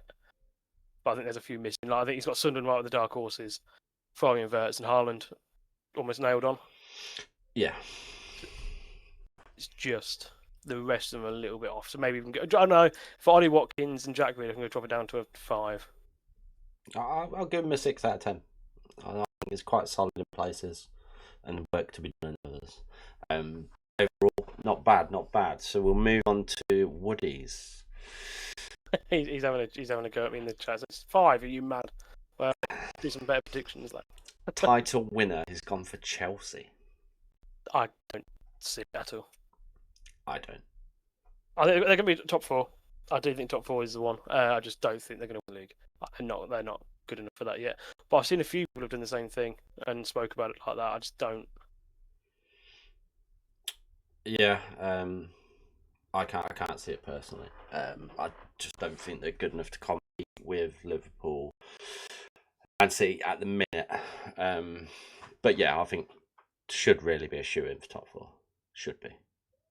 But we'll see. I'd like to quickly point out, you said Jack Grealish will go under the radar this year. He's not going under the radar. Everyone knows he's gone to Everton. Everyone's going to be watching him. He's not an under the radar player. Mm-hmm. Is my argument for that towards that one. Yeah, you got to remember he's a £100 million player. He's not under the radar at all. Dark horse. He's gone for Palace, which I think's I think it's up there. Good shout. I think it's a good shout. From what I've seen, I like. But the only thing with Palace is, are they going to lose the best players? That's why, because I thought about Palace and how well, and in my season predictions anyway, I have dropped Palace down, expecting them to lose Eze and Gay. Mm-hmm. So I can see it. It just depends on how the transfer window goes. I think that one relies on the transfer window. Yeah, I think Palace right now are praying for it to shut tomorrow. Yeah. It would be the way. And I personally believe that the window should shut before the season starts, but that's an outlandish opinion, and I'm going to voice it. But yeah, relegated has gone for Bournemouth. I was unsure about this one. Mm-hmm. With Bournemouth in general, I think they're going to have a poor season. I don't think relegation. I think they're that bad. They've lost most of the defence, but they have still got that good attack and a good manager as well. I think they're definitely going to drop off. They aren't going to be pushing it anywhere near as good as they were last season. Yeah, but that's my opinion. I think to get them relegated, you're going to go for an outlandish one because you could just say Burnley or Sunderland or Leeds. Mm-hmm. So I think to go for something like that is definitely more fun. Yeah, I'll go with that. But yeah. Player of the season, Haaland. Depends how he gets on. He's going to be up there for a shout if he has a good season. Yeah, I think sounds stupid because everyone's going to be up there for a shout if they have a good season. Mm-hmm. But Haaland's one of those very clear ones. He just has to have a normal season, and he will be up there because of how good a normal season is. It's keeping him fit, isn't it? If you keep him fit, he's going to score goals. So Trophies come with goals. Young player of the season, Freddie Potts. Can't say I know much about it. I'm guessing he's a West Ham player, mate. I don't. I'm not 100% sure. I don't want to put too much weight on this one. Player to watch, Juve, left back for West Ham. How did he look? I didn't. Did you watch the West Ham game? I watched highlights. I see Juve in pre-season look very good. Yeah. Puts a lovely ball in. Very attacking. I can see it. I can see where he's put a player to watch for it. He's an exciting young player. It'll be the problem is you got Graham Potter in charge. I think he needs to go. But then who do you bring in? So I don't know about Potter. I can't decide if he's a good manager or not. I do. I think he just wants a job. The thing is, everybody judged him off Brighton. Yeah. But Brighton had the play. Look at who they've sold: McAllister, Caicedo, Cucurella, all these players, and I don't think he was in charge of really any of it, of bringing them in. And then he went to watch Chelsea, did shit. Yeah. West Ham. You look at Brighton. Shit. Brighton carry on. Doesn't matter who they have. They do well. They have model in place, don't they? So yeah. But yeah. Callum said probably made good. Juve looked good going forwards as he watched the game. Had a couple of their only chances, but defensively it's a bit of a worry because it's West Ham. Yeah, and that's pretty good shout. Yeah, it's one to see how they get on really. Apparently he was. Sorry, I do apologise. Juve was tearing up the Czech league last season. Obviously, Jabba is from the Czech. I heard very good things about him when they signed him. Yeah, I watched him in one of the pre-season games, and he was pretty unstoppable. It's a solid shout there. Doing it in the Prem week in week out is a different case. Yeah. We all know that. Signing in the summer, he's gone for Mbuemo. I think there's always a shout. It can do. It just depends. I think if you're going to look at United, is it going to be one of the front three that is their silence, or are they going to struggle again? Yeah, I think for the money, he has to hit the ground running. I loved what I see from him today. He was a threat throughout the game. The real test is going to be the next two games. Fulham play against some weaker sides. Yeah, see where he's at. No issue against Fulham, because Fulham are better than people realise. Mm-hmm. But yeah, I think against the weaker sides that aren't Arsenal, see what happens with your attack, and that'll be the. Yeah, I can see it. I can see it. Certainly not against it. No. Premier League Golden Boot winner Isak. Massively depends on the transfer window. Mm-hmm. Same with Palace. If he goes somewhere. Yeah, I don't think he'll do it at Newcastle. Yeah. Oh god, no, 100% not. No, not a chance. No. So if he gets the movie after, or especially if it is to Liverpool, then there's a chance. But then is he going to be struggling with Ekitike and stuff like that? This is the thing. What's going to happen is Ekitike going to go onto the left wing. You're going to move Gakpo out. It's all dependent on what's going to happen. I don't think it's going to happen. I don't think he's going to move, but I think whatever's gone on there, it's going to take a while for him to get back in that Newcastle team. Yeah, he's lost a lot of support from the players as well, fans. Sorry. First manager sacked, Daniel Farke. That's why I know they had a lot of issues in the summer. They tried to get rid of him. He got promoted. You said Leeds won the league, didn't you? Yeah. Yeah, so won the league, and he's been very outspoken. They still tried to sack him. Very outspoken. So any chance to get rid of him, even if they're doing well, I think they're going to be looking for something. Agreed. I think it's a good shout. It's between Keith Andrews and Daniel Farke. Especially with them, because they're a newly promoted side, you're going to expect them to be down toward the end. So it's just how quickly they fire the gun. What are you rating those predictions, mate? I think Palace is a 50-50 because it depends. Bournemouth, I quite like the idea of Bournemouth. Is that like I say, it's a bit out there. Don't think it's necessarily wrong. I just think it's out there. Play the season, yeah. Don't know for Youth could be a shout. Buemo could be a very good shout. I don't know. I'm giving it 5. I think his abhorrent ones are. Well, if they're bad, they're bad. Yeah. Yeah, I'm going for a solid 5. Couple of good shouts. Couple of bad shouts. I'll go for 5 as well. I think it's tough. It's unanimous. You've got a 5. On to Jabbers. Should we be looking at the cups and that as well, like Man United, Liverpool? I don't think you really can, because they are just guesses. And I think if we were doing that, we need to look at like where people think they're going to finish in the league. We could probably go back over them in a minute.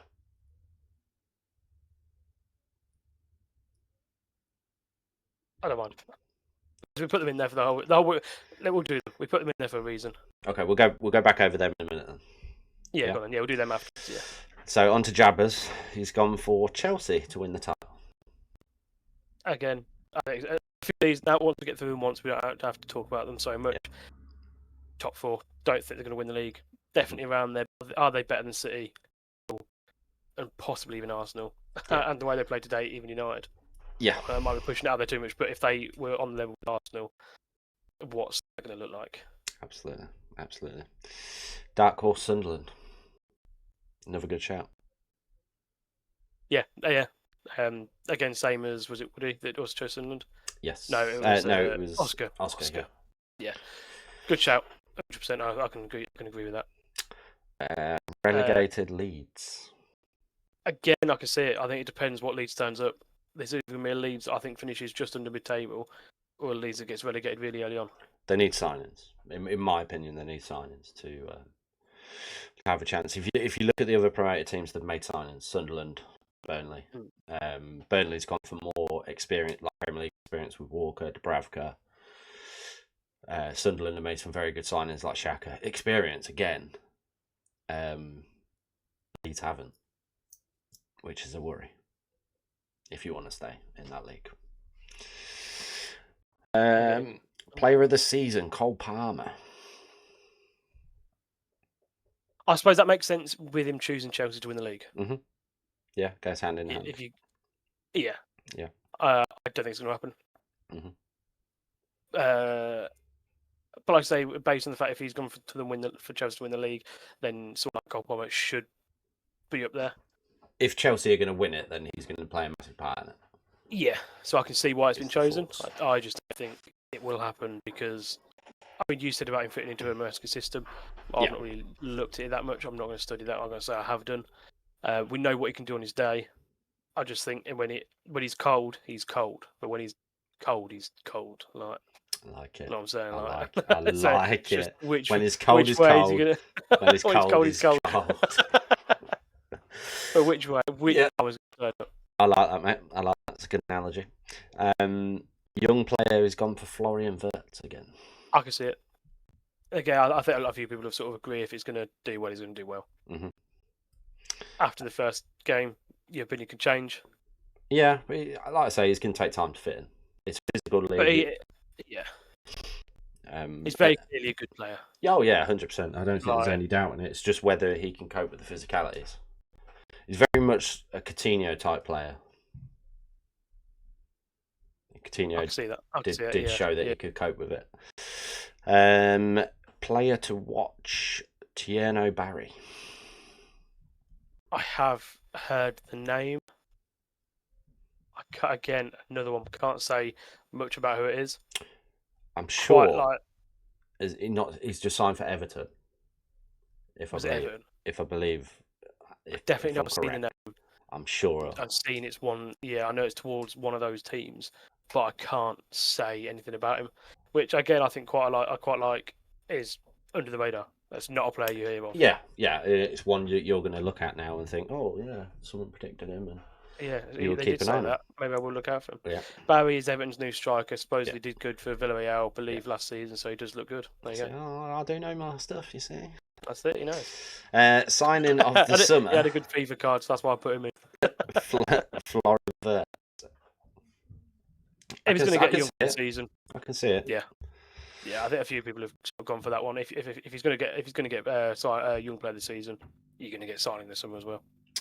Premier League Golden Boot winner Erling Haaland. Again, speaks for itself. So a little bit of a trend here with some of the players that have been picked. Yeah. First manager to be sacked, Scott Parker. Yeah. Where are we thinking those predictions are? I think they're quite good predictions. There's a few there. They certainly make sense with one another. For me, I'm going for 6, I think there's solid predictions, but there's nothing really outlandish there.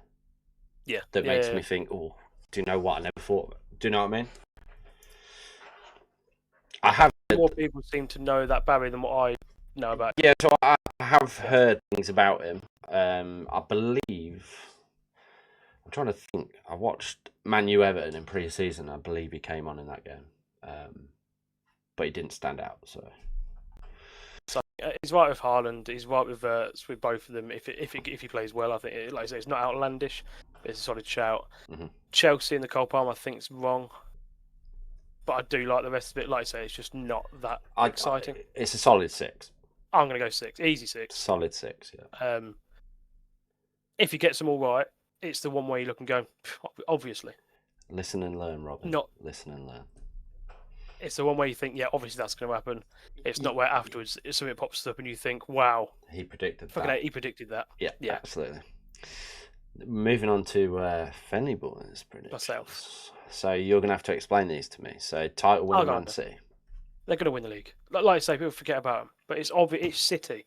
You don't have a year like they did last year and don't fix it somehow. If they do have another shit year, then hopefully, I hope to God they do.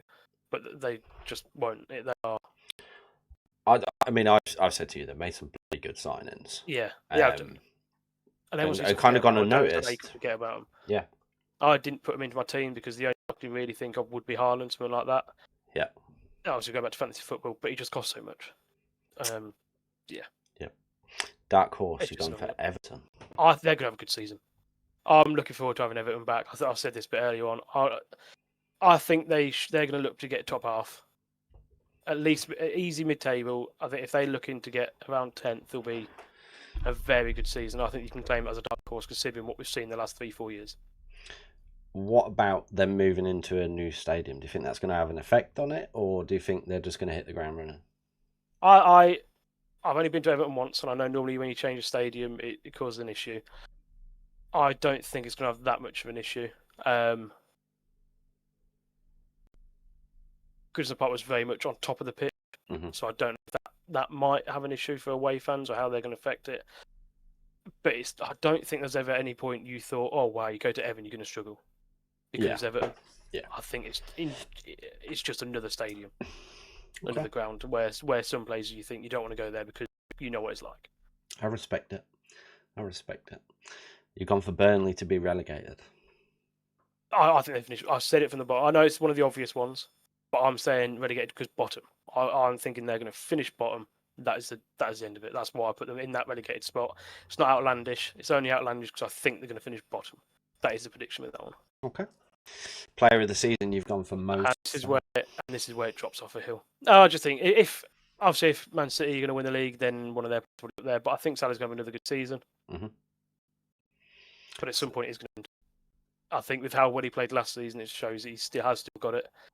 But I don't know. I'm now reading this and thinking, fuck it. I might have just been filling it out quite easily. He's going to be up there. I think no matter what happens, he's going to be up there. I think it's not outlandish. This is going to be his last season of being up there. Oh yeah, I think he was better last season than what people thought he was going to be. I think he's got I think the same as you. He's 2? Did he get signed a contract for 2 more years? 3 more. 3 more years. And it's going to come to an end soon. It's one of them where when a player's playing for a contract, whether it be with Liverpool or another team, they always seem to hit that extra gear. And then they sign the contract. Rashford did the same thing. Signed the contract. Then drops straight off. And then they've got the money. They've got everything they want. They haven't got any point to prove. Or that's just about having that self-hunger inside a minute. But we'll see. Young player of the season, you've gone for Wirtz. I think they're going to have a good season. So, although I've got City to win the league, I think Liverpool are going to be up there. I did in my prediction. I think I've got City to win the league, Liverpool to finish second. I know sacrilege because it should be Arsenal's place. So I think you're going to have Wirtz and Salah are going to be up there for battling it out, really. Just carrying Liverpool through. It's a good attack. They're going to score a lot of goals, and I think they're going to be part of a lot of that. You've gone for Dan Ndoye, player to watch. He's obviously not one. He's not gone necessarily under the radar, but no one's talking about him. At least I've not seen anything. Yeah, no, I won't lie to you. I didn't know you signed him till today. Yeah, no one seems to be talking about him. And then when I see you had him, and I was like, good fucking signing that. And after today, it's a very good sign. I think he's really good. I'm very excited for him. Not as fast as Elanga. I do think he's better on the ball and just a better goal scorer than Elanga. I think he's going to. Yeah, look, we had Elanga at United. He always had the capabilities. It was consistency with Elanga. Yeah, and that's the thing. Dan Ndoye, from what I've seen previously, I think he's going to do bits for it. To be fair. Yeah, and the only reason I say, he's a £40 million signing, so he shouldn't be under the radar. But no one's speaking about him. Yeah, it's everything else has gone on. So that's why I went for him, and obviously, a bit excited for it. I like it. Signing of the summer, Brian Mbeumo. Again, we said about him earlier for somebody else with the sign of the summer. Looked good today. Very good for Brentford. If it moves across into a United attack that's got someone similar to player to him like Cunha, I think he's one of his. Yeah, he speaks. It's one of them ones where I go obviously. Personally. Premier League Golden Boot winner, Omar Mamouche. Should we just move on from this one? I think I was in the same times I was doing my fantasy football league and put him in, and then obviously forgot to change it. Yeah, I respect it. First manager to be sacked, Daniel Farke. Because of the issues, I think you did. To be fair, you did say about him on the last one, didn't you? So, I think it's 10 out of 10. Actually, no, we'll go 8 out of 10 because I said Mamouche. You drop me down a bit, but no, it's not down to me. I like some of your predictions. I do like some of your predictions. I like your dark horse. I do think Everton, now they've got David Moyes back in charge. It's a different team. You know, with the Moyes team, they're well structured, well organised. Everton's a tough place to go, tough team to play. You know, they're well drilled. So. I think if they can get a couple more signings, definitely. Player of the season, Salah. I mean, you can see it if Liverpool win the league. You can see it. It's not outlandish. It's not outlandish, but then player of the season, is it ever really outlandish? Look back over the years. It's always going to be someone you expect it to be. You're probably looking back to Mahrez winning it. Yeah. It's the last time someone different that you didn't really expect won it. I think a 7. I'll say that. I can live with that. I can live with a nice 7. I do think a 7. Could have been an 8. Marsh killed it. Marsh just dropped that right down. Yeah. And maybe some a couple of outlandish ones, like not saying Burnley to get relegated. Yeah. But. So we'll move on to Callum's. He's gone for Liverpool to win the league. It's fairly straightforward. Yeah, I can see it. Again, I think they're to be top 2. Gone for Brighton as a dark horse. See, I think that one would need explaining as where do you think Brighton's going to finish? If you think top 4 as a dark horse, then yeah, but in European spots, it's kind of expected with Brighton now, isn't it, to be up there fighting for European? I think so. I think you might be able to, if they do manage to clinch into the European spots, then it's a good season. Mm-hmm. It's not a dark horse season. Yeah. Like it would be, like say, top 4. Yeah, I think we need some explanation around that. I do like it. Brighton is what you expect. I don't think it's wrong. I just think there's more chance for that to go wrong than what there is for it to go right. Yes. If they finish 12th. If they finish 12th, it's a bad season. Yeah, absolutely. Relegated Burnley. I think pretty much everyone said that. Yeah. Again, you can see it. He has said, I can't wait for you all to see his really unbiased predictions here as well. So he's gone for player of the season to be Bruno. Are we talking Guimaraes or Fernandes? He's definitely saying Fernandes. Okay. No, I love it. I can't see it. I love it. I can't see it. I love it. I think it's a great prediction. Player of the season. Yeah. It's one of them. Bruno's going to have an almighty season and carry us like he has done every other season. But I think the position he's playing now as that centre mid, it's going to be a lot harder for him to get the goal involvements and stuff. So that's wait and see how he gets on in that position, really, because he's never really played it for us. So We shall see. Young player of the season, Wirtz. I think quite similar. Everyone said I the think same everyone's gone for him apart from one. Yeah, I think it's been very. Player to watch, Patrick Dorgu. I still like him. I think he's a good player. I said it because he was. I can't remember where he was at. It was. Was he at Lecce or someone like that? Yes, in the Italian league, wasn't it? Yeah, and I always thought he was quite good there. Yeah. I just think he needs to improve on the ball. I think his runs he makes and the positions he takes up are brilliant. Sometimes questionable with his touch and stuff, but definitely I like it. I don't think he's going to set the world alight. Don't get me wrong, but potential to become one of the best left backs in the league, maybe. Jury's out. Signing in the summer has gone for João Pedro. I could see it if it works. Mm-hmm. I think he, like a few of the fantasy football players, we fell into the trap after that pre-season.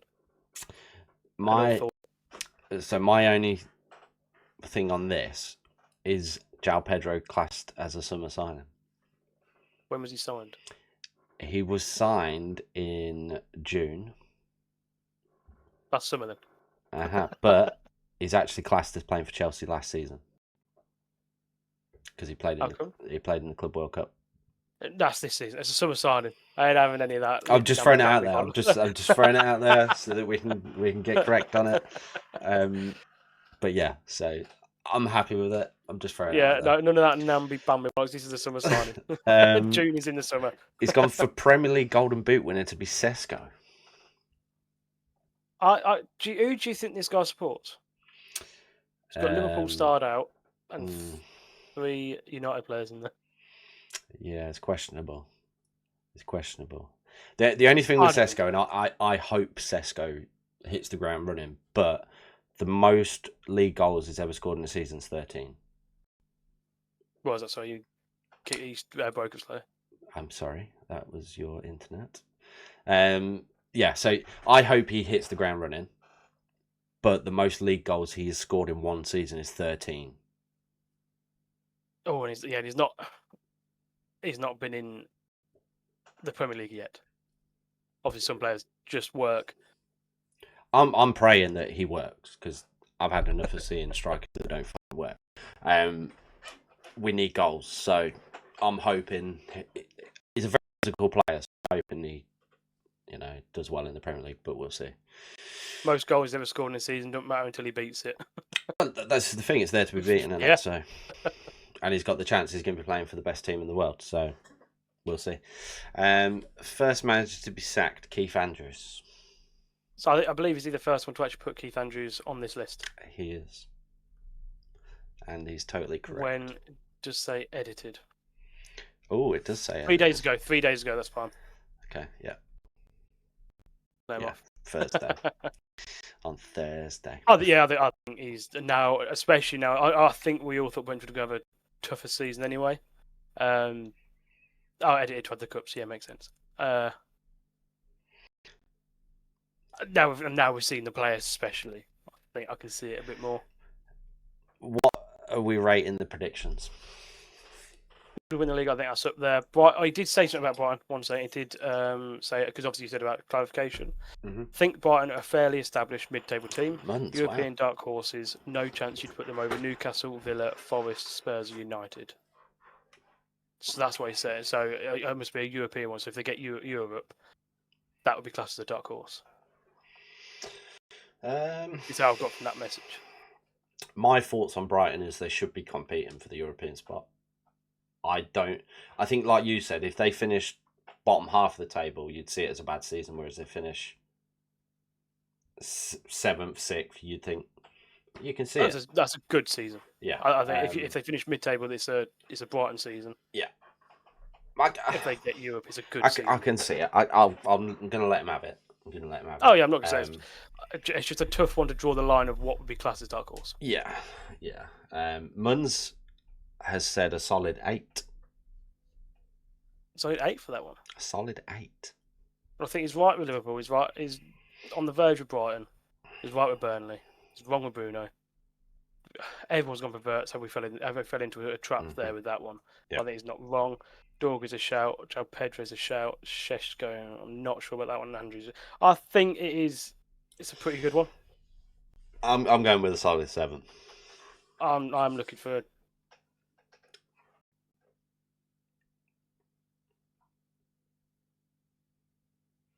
What's really dragging me down is that Bruno and Sesko. I just don't think Sesko's got enough goals in to win the league, to win the Golden Boot type thing. I don't, but then you never know.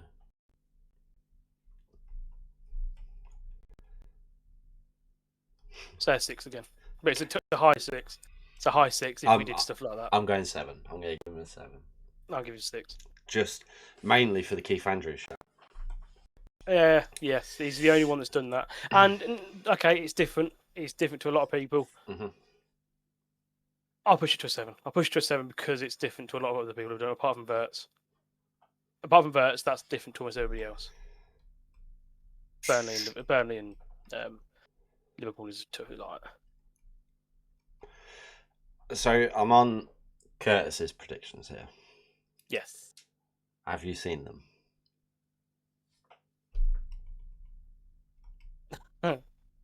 Yes, I've just seen them now. He edited them 4 minutes ago. He's only just put them in as well. Yes. He put them in half an hour ago.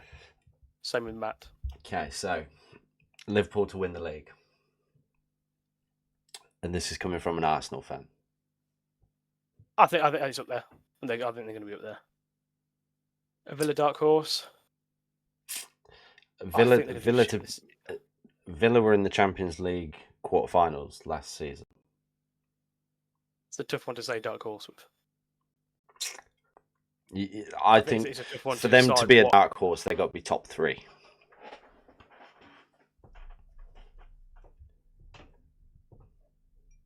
Yeah, and I don't think they're going to finish top 3. No. Forest to be relegated. He's just doing that because I'm here. He loves it. But that is the most wrong shout he could have put in there. He could have said to me, "Hey, it's not a chance. We're getting relegated with the team we've got now." He's put a Princess and then Cole Palmer, but I'm guessing that's meant to be player of the season. Yeah, I reckon so. I'm not sure. It's the second time we've had that tonight. Yeah. But he's not put Chelsea to win the league, so I think it's a tough one. Mm-hmm. To argue, I think it could go 50-50. Vert's young player. I don't think anyone else has said anything different. No, I think... Has anyone actually said anything different? Woody did, didn't he? Yeah. Someone we never heard of. That's it, yes. Yeah. So everyone said Verts, lies, how. Alanga, player to watch. I don't think there's much to watch. I think, if anything, he's on a bigger stage now at Newcastle than what he was at Forest. Mm-hmm. Because there's been so much about it. Yeah, I mean... The jury's out, I think, until a couple of months. But, I mean, one to watch... With Alanga, I can't see him ripping it up, is what I'd say. We have pulled their pants down for 55 million. Absolutely. How we've managed to do that. I would have told him last season 35 when they put the bid. I liked him at United, but as a squad rotational player, not a starter or anything like that. It was a hard worker and stuff, but... Yeah, I still like him. I still think he's a very good player. I just don't... He's never going to be that. He's not going to tear it up like you'd want 55 million to do. Yeah, agreed on that one. João Pedro to be summer signing. I think we've had that before. I think we have. Yeah, kind of, but that was it. Yeah, and again, it could be. Just depends what. And if we've been drawn into a trap, or and whether we class it as a summer signing.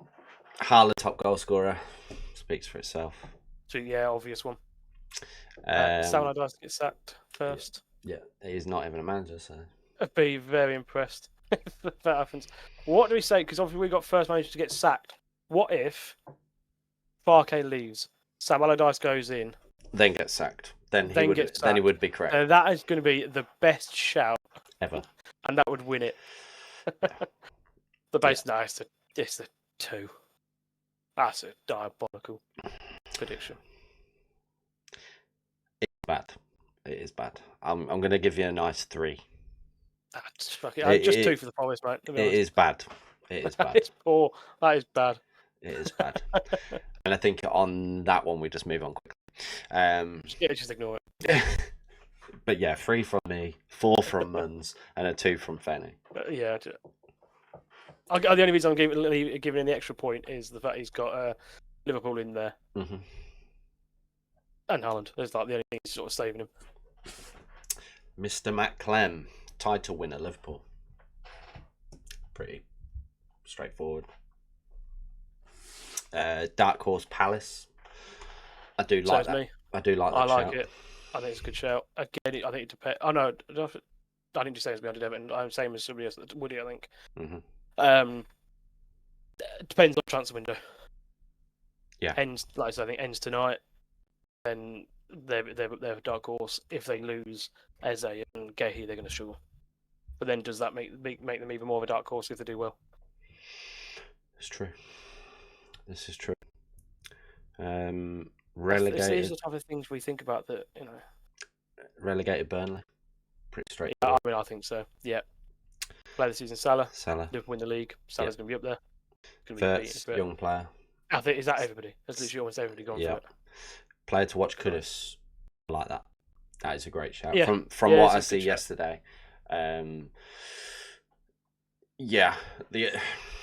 It's a tricky one because he's been in the league with West Ham for 2 seasons now. Would be the only thing around it. I do think he is one to watch, but are we going to see much that we haven't seen already from him? Yeah. Is it everyone knows about Kudus now. Mm-hmm. It's not we don't say talk about him in the same way that you probably would do. I don't know, just say Salah. Everyone knows about Salah. Everyone knows about Kudus. Yeah. You don't talk about it in the same sense. Up there, he's somebody to watch out for because I don't think some people don't realise how good he actually is. But it's not necessarily obscure. Makes sense. He's a Tottenham fan. Signing of the summer, Ekitike. I like actually, it. Yeah, I mean, it's a great obviously shout. These two are this has been put in after the first weekend. True. But yeah, I think there's every chance it could be. Absolutely. Premier League Golden Boot winner Haaland. Speaks for itself. And first manager to be sacked, Graham Potter. Especially now I've spoken to a few more West Ham fans and seen the performance. Yeah, I think that's probably a good shout there as well. I think there's a few that could be on the chopping block quite early. Mm-hmm. Yeah. I think it's quite solid. I think it's a solid one. I do think we have to. I'm going to say I think we might have to take a point off just for the fact that it was submitted afterwards. Okay, so then I'll go for a 7. So you're going to give that an 8? I would have given that an 8. Yeah. Damn. So I'll give it a 6 then because I would have given it a 7. So it is up there, but I do just think because it's been submitted afterwards. Yeah. Would we be saying Kudus is that much more exciting if he hadn't got 2 assists and stuff like that? Jabber did put a thing in here. Why would Palace be considered a dark horse and not Brighton when Palace just beat City in the FA Cup final and have won the Community Shield? Where did Palace finish? 12th? 12th. Yeah. I think anything above 8th for Palace is an overachievement. Everyone knows 12th is Palace's. Same as Arsenal finished 2nd, Palace always finished 12th. Anything in that top half, I'm not saying top half. Brighton have been in the Europa League. No, I'm not saying Kudus is a player. Sorry, I'm not saying Kudus is a player to watch because he's got him twice and 2. But obviously, at the moment, everyone's going, "Wow, he looks looking good yesterday." That's what I'm saying. That's what I'm saying. Appreciate it, mate. Like, Christ. Do you want to ask me and I'll tell you mine? What was that? Sorry, what was that? Do you want to ask me mine? Go on then. Let's get yours out there. Go on then. Deduct it 1 for the. Yeah, deduct it 1. Yeah, I'll just throw mine out there. So, title winner. I'm going with Man City. What's that? I think Man City are going under the radar. Don't think people are giving them the respect that they need, and I just think they'll be more solid defensive than Liverpool. I mean, like I say, they're just a bloody good team. Mm-hmm. They're a good team, but made some shrewd signings as well. Yeah, some shrewd signings. Dark horse. I do like the shout of Everton, just because it's a David Moyes team. Going back to Everton, and they haven't played yet, so. But yes, yeah, they are a very well structured team, and you know what you're going to get with them. You know what you're going to get with them. David Moyes don't stand for shit. Look at what he did with West Ham, and look at where West Ham are now. Yeah, a lot of the fans didn't like his. Hated him. Yeah, they didn't like his football, but yeah, they actually won something. Yeah, they won the Conference League underneath him. Absolutely. Relegated. Ooh, it's tricky. It is tricky. I mean, you go outside. They're going to go safe. Everyone's putting Burnley, but I actually, from watching them yesterday, don't think they will be. I think it's hard because I'm doing it after this week, and Brentford is someone I do feel will get relegated. They've lost their manager that they've had for how many years. They haven't reinvested in the squad for all the money that they made on signings. Their striker wants out in Wissa. That's going to cause unrest. They just haven't got the team to compete now. They lost the captain to Arsenal. They lost Mbuemo. They're going to lose Wissa. So they've lost a lot of players. It's a hell of a lot of change. But again, obviously, this is coming off today, but I don't think anyone really had any belief with Keith Andrews in charge, let's be honest. Player of the season.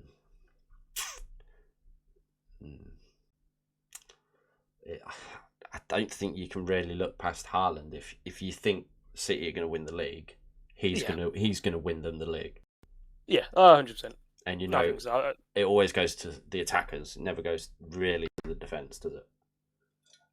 No, like I said, I think it sounds like a boring one. But if that team's going to win the league, there's a higher chance that one of their players is going to get player of the season. I do have a shout for young player of the season. Go on then. Verts. No. I actually think it will be Ekitike. I didn't really know what was classed, like I said before, I didn't know what was classed as young player. Mm-hmm. I didn't think too much about this one, to be honest with you. But I think you got a shout up there based on what I can see now.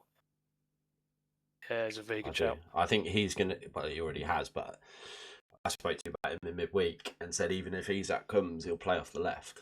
He's got the pace to do it, and you see it like against Bournemouth. Like they're just going to pump balls to him, and he's going to chase them.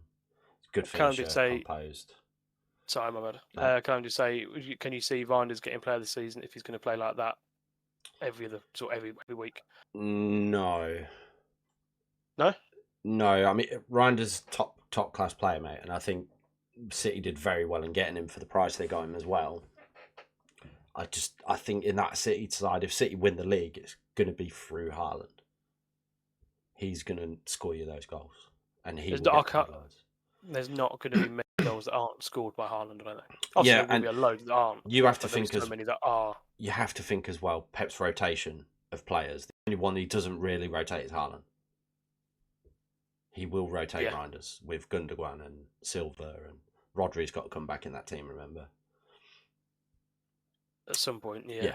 You know he's going to play Cherky sometimes in that midfield. You've got Foden. You've got to get Foden in that team as well. Christ, forget about Foden. Yeah, I think it's a good. He was missing last season. It's a good shout for Reinders, but I don't think he'd be good enough to win player of this season. Player to watch. Estavio. That's so mad. Chelsea right winger, Brazilian from Palmeiras. Looks I don't know the name. I know the name. Baller, mate. Left-footed, pop him from the right wing, whip it in. That's the one to watch. All right. I can't say about it.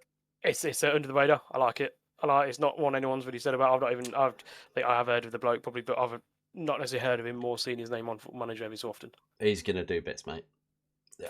He's so silky on the ball, so silky. It's just smooth.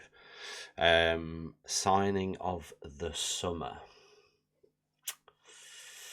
I'm actually gonna say James Trafford, and I think Different. he is. If City end up winning the league, you need a goalkeeper. Well, yeah. I think he's a great goalkeeper. I think he's really good good. with And I his always had feet. him in my team. Good with his feet. How many clean sheets did he keep last season for Burnley? A record or something, didn't he? Oh, yeah. It's 17 in a row or something. Yeah. I think for City to be defensively solid, you need a solid goalkeeper. What if they get Donnarumma? Well, would you sign Trafford and then Donnarumma? I think they did Trafford because Carson's left, isn't he?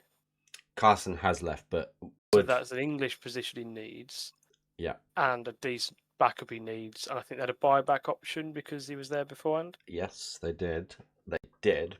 But would you sign James Trafford to sit him on the bench? Most people wouldn't. City, probably yes. I can see it, but I mean they already have a good number 2 in Ortega. Yeah.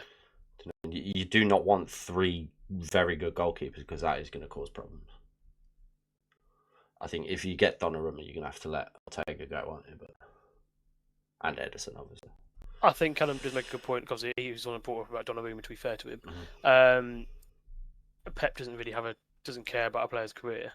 When he first joined, if you look at Bravo and Hart and stuff like that as well, another goalkeeper. If he wants a player in there, he'll put him in there. He don't care. My only thing, Donnarumma's not the best with his feet. He's decent, but he's no James Trafford. And we all know Pep likes a ball playing goalkeeper. I hope Man U get Donnarumma. Just saying it. What are we looking at next? Premier League. I don't want Donnarumma just because I can't stand him as an English bloke. Yeah. Himself. Get out of this country. I am going Haaland for Premier League Golden Boot winner. Yeah, I think if you got City to win the league. First manager to be sacked. There's only one you got to choose. It's Keith Andrews, isn't it? But yeah, there's my prediction. I expect a 10 for them. It's difficult because I didn't put mine in first. But no, of course, yeah, it's one of those. I think it's good shout. So that you've got a good shout everywhere. City to win the league, obviously, I think it's up there. Your dark horse was Everton. Yeah, I agree with that. So I can't say anything about that. Relegated Brentford. Yeah, see it. Player of the season, you said. Haaland, didn't it? Haaland for player of the season. If he's gonna if City win the league, and he's got to probably go and score, got a top goal scorer, high chance he's going to get player of the season as well. Yep. Young player of the season, you take TK. Mm-hmm. Player to watch was Estavio. Yep. Summer signing was Trafford. Okay. I think Trafford lets you down a little bit for summer signing. I don't think it's a bad idea. I don't think it's a bad one. But I think it's how do you. The same as when you look at the Golden Boot and stuff like that. Oh, sorry, Ballon d'Or. You don't ever see a goalkeeper win it and stuff like that.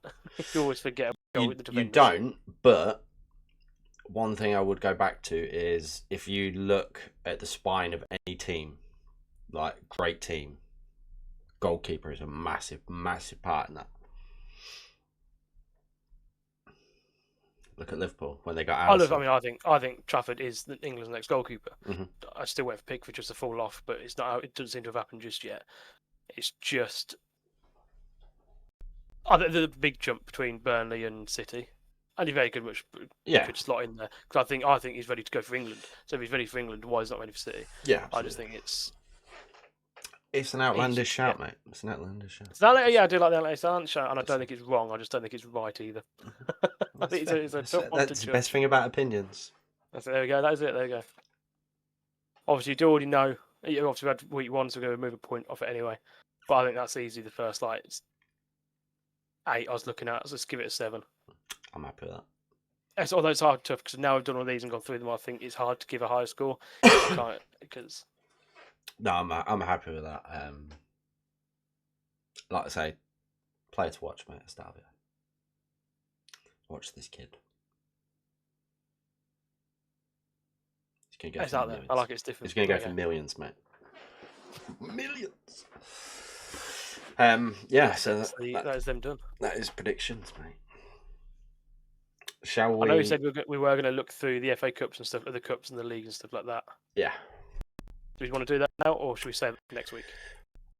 Maybe save it for next week. I think save it for next week. We've got something to talk about and the review of everything. Because we need to talk about the test now, don't we? Yes, got a little bit of the data to talk about, and then we can. Because I've realised how long this is going on for. Yes. So we can quickly wrap this up with the darts. Maybe that. So yeah, obviously we've had a couple of people that are not playing due to the camera issue. For me, it has to have a camera. Me personally, because if you're trying to do a competitive league without any proof of competition, then is it competitive? Is my thoughts on it. Tom's being sued. Why? What's he done? What you done, Tom? Sure. I do understand it's hard for people to get a camera. I do get it. We've all got smartphones, right? I've got something just there. It's a tripod from B&M, and it cost me £9. I don't even need that, but I have it just for when I used to play darts. Like I said, we know people aren't going to cheat. It's not about knowing that people aren't going to cheat. It's nothing to do going with forward. And even though we know the people that are playing it this time, it's going forward. We want this to become a bigger thing, so we need to have the rules set up straight away. Yeah, and it's. We all have a smartphone. You can put a phone up. It just stops people putting the things in because at least you can see them throw the darts. If at any point they think, oh, it looks a little bit dodgy, just pick up your phone, move it towards the board so you can show them what you got. If it's so easy to do. If you lose 7-0 to somebody that hasn't got a camera on, you are going to question it. Yeah, whether it's we know it's fun, it's still competitive. We all want to win. Mm-hmm. As you can see with everything else we've done, we're all very competitive. No matter how you lose, you're not going to be happy if you can't see what's going on. I've played many games online without the camera. It's not that I don't trust people at all. So Muns, you'll go into the game and you'll have a camera in the corner. You click on that and it will turn your camera on. It's so simple. We're not even asking for perfectly clear picture of it. Just we need to be able to see it. That's all it is, literally. And yeah, like I'll show you. Again, Oscar, we've just explained why. I get you what you're arguing, but we've explained why. Tripod. £9. Put your phone on there. Obviously, I know Blake is. I like a tripod. You don't even need a tripod. You can set the phone up. It will show you dartboards going in, and then if you need be, you just pick up your phone while you're typing your scores in and show the board closer up. Everyone's got a smartphone. It's not hard. It's not. It's honestly not, and we're just doing it for integrity. A bit of transparency, so that we can say it's a fair league. We want other people to join it. Target Darts app, Muns. We want people to join it. People aren't going to join it if there's no transparency there. People will question it. Oh, well, how do we know that that's a legitimate, fair league? This is why we're doing it. I trust all of you to play you, but we want to put money on this eventually. That is the road we want to go down. If you're asking people to put money on to a game with no transparency, is it fair? And even if we didn't look at necessarily putting money in, we've spoke about prizes we can give out as well. And if somebody's winning that, at no point have they had a camera on, to be fair, Muns, you're not going to be cheating. You don't even have to get a tripod, mate. I know what literally a box. Curtis can go for. Box on the floor. So I know what Curtis it could aims to do and Curtis, stuff yeah. like that. Like, Box on the floor, rest your phone on it. Like, even here, my phone here, put it down here, it's facing my board. Do you know what I mean? Sorry about that, Tom. Curtis asked, can the prize be a tripod? Start by shouting. Yeah. I mean, if anyone wants a tripod, I have one that I'm not using because obviously I have a webcam on my wall. I'm not bothered about it. So if someone does want it, have it. I think I'd like to say the point of it is the camera's there. We know the camera doesn't have to be perfect. It's a deterrent, and it shows that you are throwing the darts into the board. Yeah, It's saying you can't cheat self-scoring thing. What? Surely you can just put them into the board. Yes.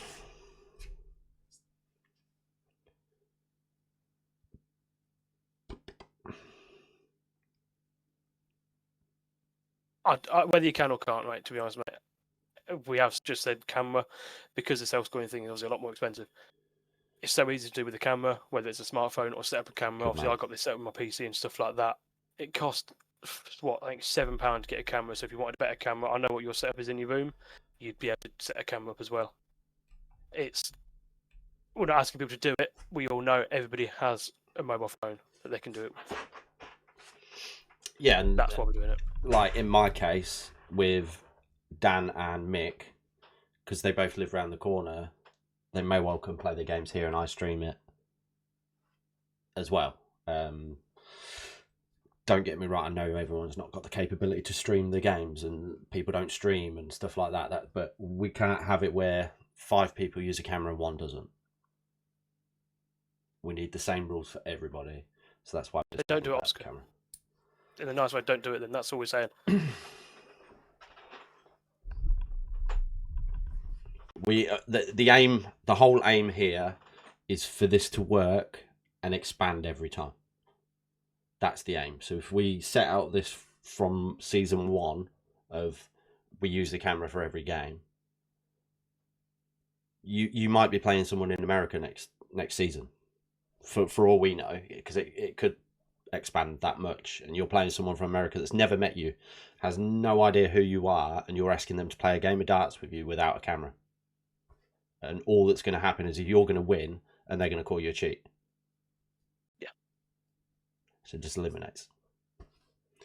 It eliminates the issue. Shall we have a look at some of the fixtures for week 1, Fenny? Go on then. The fixtures are out. They are. So you play your games between Monday and Thursday. Also, we do call it the Thursday night darts. Thursday throwdown. Christ, I do apologise. So try and get your games on Thursday. No I'm OP going to try and play my games on Thursday. Semi play. So that there was one that wanted to join, and I said no. Work that way, but that's why. And then I'm going to try and stream my game as well. We'll probably have Thursday night as a darts night. So that's why we've tried to do it this way. Also, for a little bit of alliteration. Yes. Don't have to be done that way, but that is obviously what we're trying to do. Week 1, we have Woody versus Dan. Dan has just joined the Discord, that is Chris's brother. Yep. I am playing Mick, which I'm looking forward to that one. It's a mix of again. It's going to be tough. There's a lot of good players in this league. It's a very close one and could go anywhere. Honestly. And then I'm going to say the big one to start this off. Got Blakey versus Callum. Callum on his day can beat everyone. But on his bad days, will lose his head after round 2. I hope you don't mind me saying that. It did just lose to a child the other week as well. Curtis wants I was on his team. Sorry? Curtis wants in. Well, he's tough. I said by 7:30. We both did. Yeah, we both did. Look, it's too late now. Unless Oscar is going to get a camera and join in as well, then we can get them put in. It's already been done. Oscar. So yeah, it could change. I said by 7:30 though. These are the fixtures. I think there's some strong ass games there to open it up. We know 2 games. I think every week's going to be every week's going to be good. Yeah, There's always the tough ones. I'm looking forward to next week 2. Literally a week 2, yeah. The only thing, so obviously, if you want to play yours on Thursday, Chris, Callum has just said he's working Thursday night, so he would be available after about 10:30 if you wanted to do it at that time. But it might be a bit late. If you let me know, Callum. I mean, we'll message each other anyway. Bar Monday, if you want to play, or Tuesday's quite difficult for me as well. Wednesday, what am I doing Wednesday? I'm in Chroma, but I will be back at night. Yeah, just message me. We'll sort something out, mate. We'll get the game played. Obviously, I'm playing against Mick, so I need to try and speak to Mick. You know a bit more of his schedule, but I'll drop him a message. Obviously, I've got him on everything anyway. And then so would he just need to speak to Dan, because I know you said something about you had an injury as well. Yeah. So again, the rules, just go over the rules quickly. Play between a Monday and a Thursday. I suppose does it? We need to create a Discord chat where we put the results in. Yeah, I'll do all that as well. I can create all that stuff. Does it need to be a Thursday? In what respect? Could it be between a Monday and a Saturday, say? Because if we're doing all the reviews on a Sunday. On a Sunday, yeah. So between Monday and Saturday. Yeah, as long as it's done by Saturday, then we can talk about it. Ideally, we want to be able to speak about the week fixtures on the Sunday. So, for example, as long as the games this week are done between Monday and Saturday night, then we've covered all bases, haven't we? Yeah, I'm down for that. That's fine. Play games between Monday and Saturday. Obviously, we'll open it a bit longer because then you can because then when we go in, I can put the results in before the Sunday. I'll get them done in the Sunday daytime if they played Saturday night, ready for us to talk about it and update the league and all that come Sunday. Obviously, there's a lot of work for us to do if we have F1 and darts. So the earlier they're played, the better. I think ideally, I think if we can play the games on a Thursday, ideally, yeah, because it's called Thursday Throwdown. Yeah. That would be ideal, but we understand people have lives. Things happen around that. Work and stuff like that. But ideally, if we could get all the games played on a Thursday, then we'd kind of know where people stand and stuff. Yeah. Because it could be a case of when we get near the end, someone thinks we got to win it and throws the game. Yeah. Obviously, we hope not, because we're looking to. Yeah, find an issue, but I think we should be okay. Yeah, or say for example, I don't know, say it's me and you that are top going into the last week. You play on the Wednesday and win, and then I know I can't win. There's no incentive for me to. Yeah, it doesn't make any difference for you to do anything. Yeah, but yeah, it'd be nice if, like I say, if we can all play on a Thursday, perfect. That's what we are aiming for it to do. I suppose that could be something we look at actually later. If we do get this bigger, then we could keep it to Thursday. But for the time being, play between Monday and Saturday, make sure they're all done. Hopefully, do it on a Thursday. So, because that's what I'm going to try and stream it on a Thursday night. Yeah, that's my plan as well. But yeah, but in a perfect world, that's it. Yeah, it's best of 12 legs or first to 7. Yeah. So there is a chance at a draw. If you do finish 6-all, that ends as a draw. We know there's home, and obviously it looks like people are home and away. Before each game, you first start. Do you want to do coin toss or closest to ball? I'm down for closest to ball.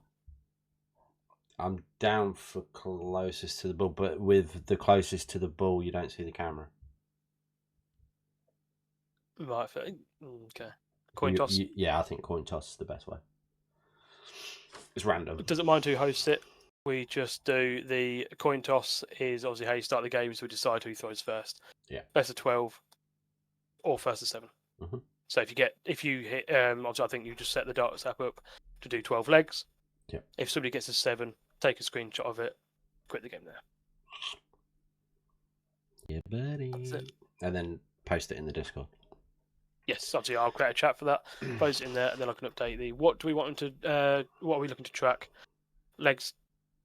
Obviously, doing legs won, legs lost, and points. Obviously, wins, draws, losses. I think me and you will have a chat about whether we're counting legs or not. I think we do, because it will give us something else, like a goal difference type thing. Yeah. We will.